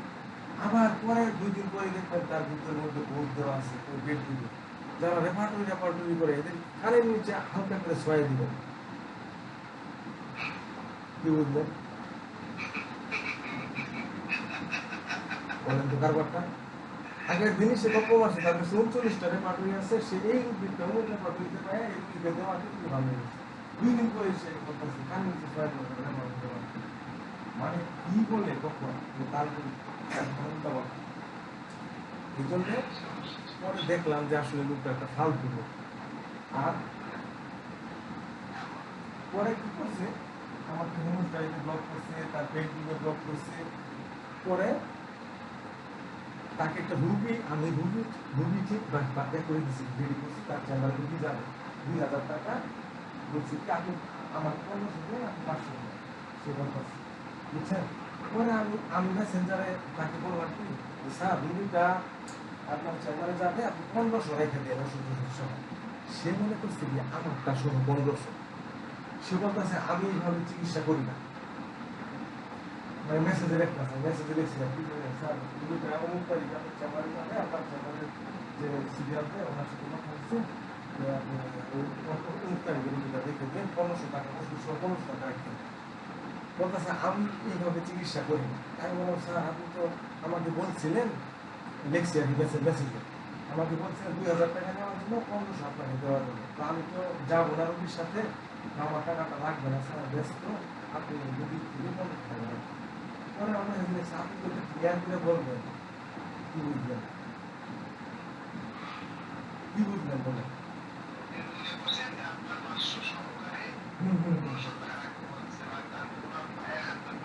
হ্যাঁ মানে তাহলে বুঝলেন আমি এই গ্রুপের একটা ছাত্রতা, আমার সাথে সে 500,000 টাকা নেওয়া বাঁচতেছে, আমি তাকে রুগী দিচ্ছি আরো দিব।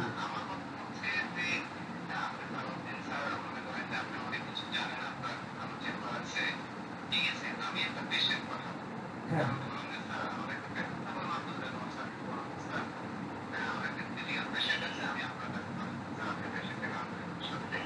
হ্যাঁ হ্যাঁ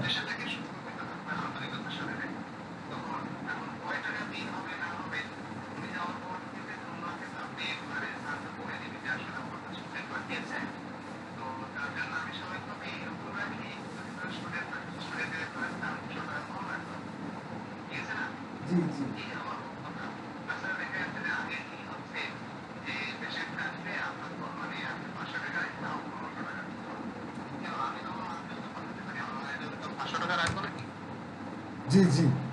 না, আমি এই ক্ষেত্রে মনে করি কি যে আমি এই ক্ষেত্রে মনে করি যে আমি যদি তারিক ইমামের জায়গায় থাকতাম, যে কি আপনি পেশেন্ট পাঠান, আপনি পেশেন্টের কাছ থেকে যা নেন, আমাকে যা খুশি দিয়েন, অসুবিধা নাই, আপনি পেশেন্ট দিতে থাকেন নাকি, আপনি পেশেন্ট দিতে থাকেন, আপনি পেশেন্টের কাছ থেকে যা নেন নিয়ে আমাকে যা মন চায় দিয়েন, আপনি আরো পেশেন্ট দিতে থাকেন, টাকা নিয়ে কোনো সমস্যা নেই, আপনার বিবেক অনুযায়ী আপনি দিয়েন নাকি। তাইলে কি হইতো, আমি প্রচুর পেশেন্ট আরো নিয়ে আসতাম। এই যে 500 টাকা 1000 টাকা নিয়ে দর কষাকষিতে মনে হইলো যে এটা মাছের বাজার বানাই ভালো, বুঝছেন, এই হইলো সমস্যা।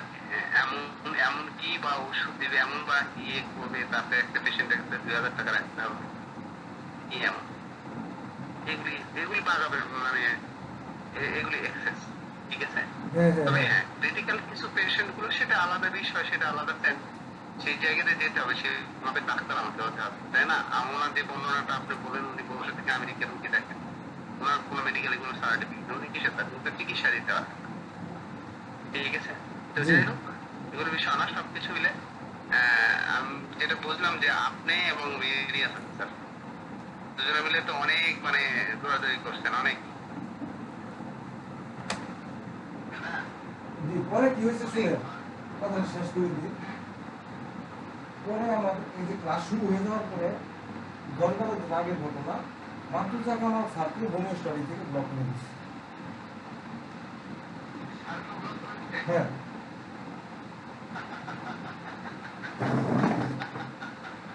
ওই যে মোজামেল স্যারের কথা বলছেন না, মোজামেল স্যারের কথা বলছেন যে এইখানে ফাইনাল কথা বলবো, মোজামেল স্যারও তাহিক ইমামরে বিরাট পীর মনে করতেছে। কারণ কি, তাহিক ইমাম মোজামেল স্যারকে হোম স্টাডিতে ক্লাস করার সুযোগ দেয়, এই সুযোগে মোজামেল স্যারকে মানুষ চিনতেছে, তাকে কেউ চিনতে না।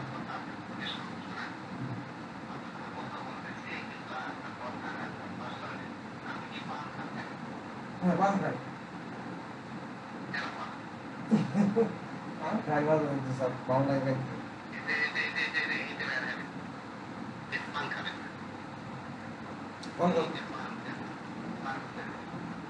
ছাড়িয়ে দেবো স্যার।